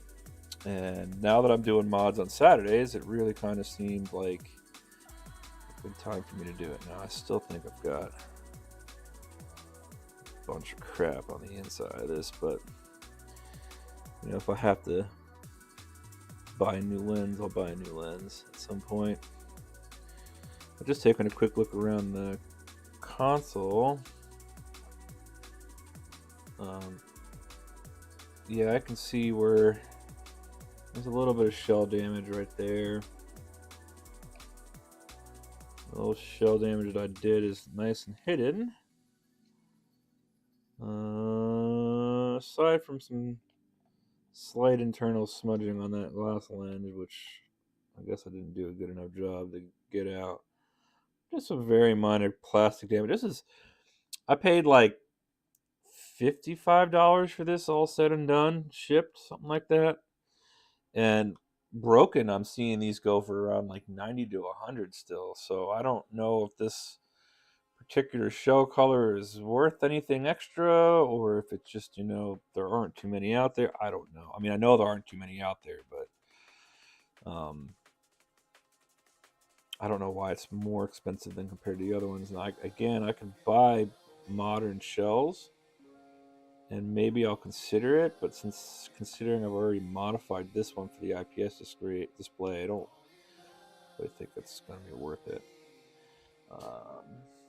But I'm actually happy. And look, we made it a whole stream without me having to worry about battery. I've been live now for 4 hours. I think that's actually probably going to be a really good spot to end it. I think tomorrow we're going to focus on more repairs. I do have some cleanup stuff I've got to do from the stuff I was working on last week, and we're going to try to get that OLED up and running as well. And we're going to clean up a couple of builds that have been sitting in the almost ready but not quite there yet pile for a while now, and hopefully get those in. I was supposed to be working on a new Switch Lite, but apparently that is now in Florida for some stupid reason, so that's not going to happen. So next week we'll have another Switch Lite to work on eventually, and I might maybe tomorrow, but I think probably next week I'm going to tear apart that Xbox Series X, because I'm trying to kind of back off on spending stuff on eBay for the moment until I sell some of my current stock. So yes, if you're out there and you're interested in buying anything, I do have Switch Lights and Switches available. So I have some unpacked Switches as well. So if you're out there and you're watching this and you're kind of interested in picking up a slightly cheaper Switch, let me know. Just send me a DM and we'll talk some details. And until then, I think I'm going to call it a day. If I see you guys tomorrow, I'll see you then. If not, I hope you all have a good weekend, and hope to see you guys here next week. So with that, I'm going to say goodbye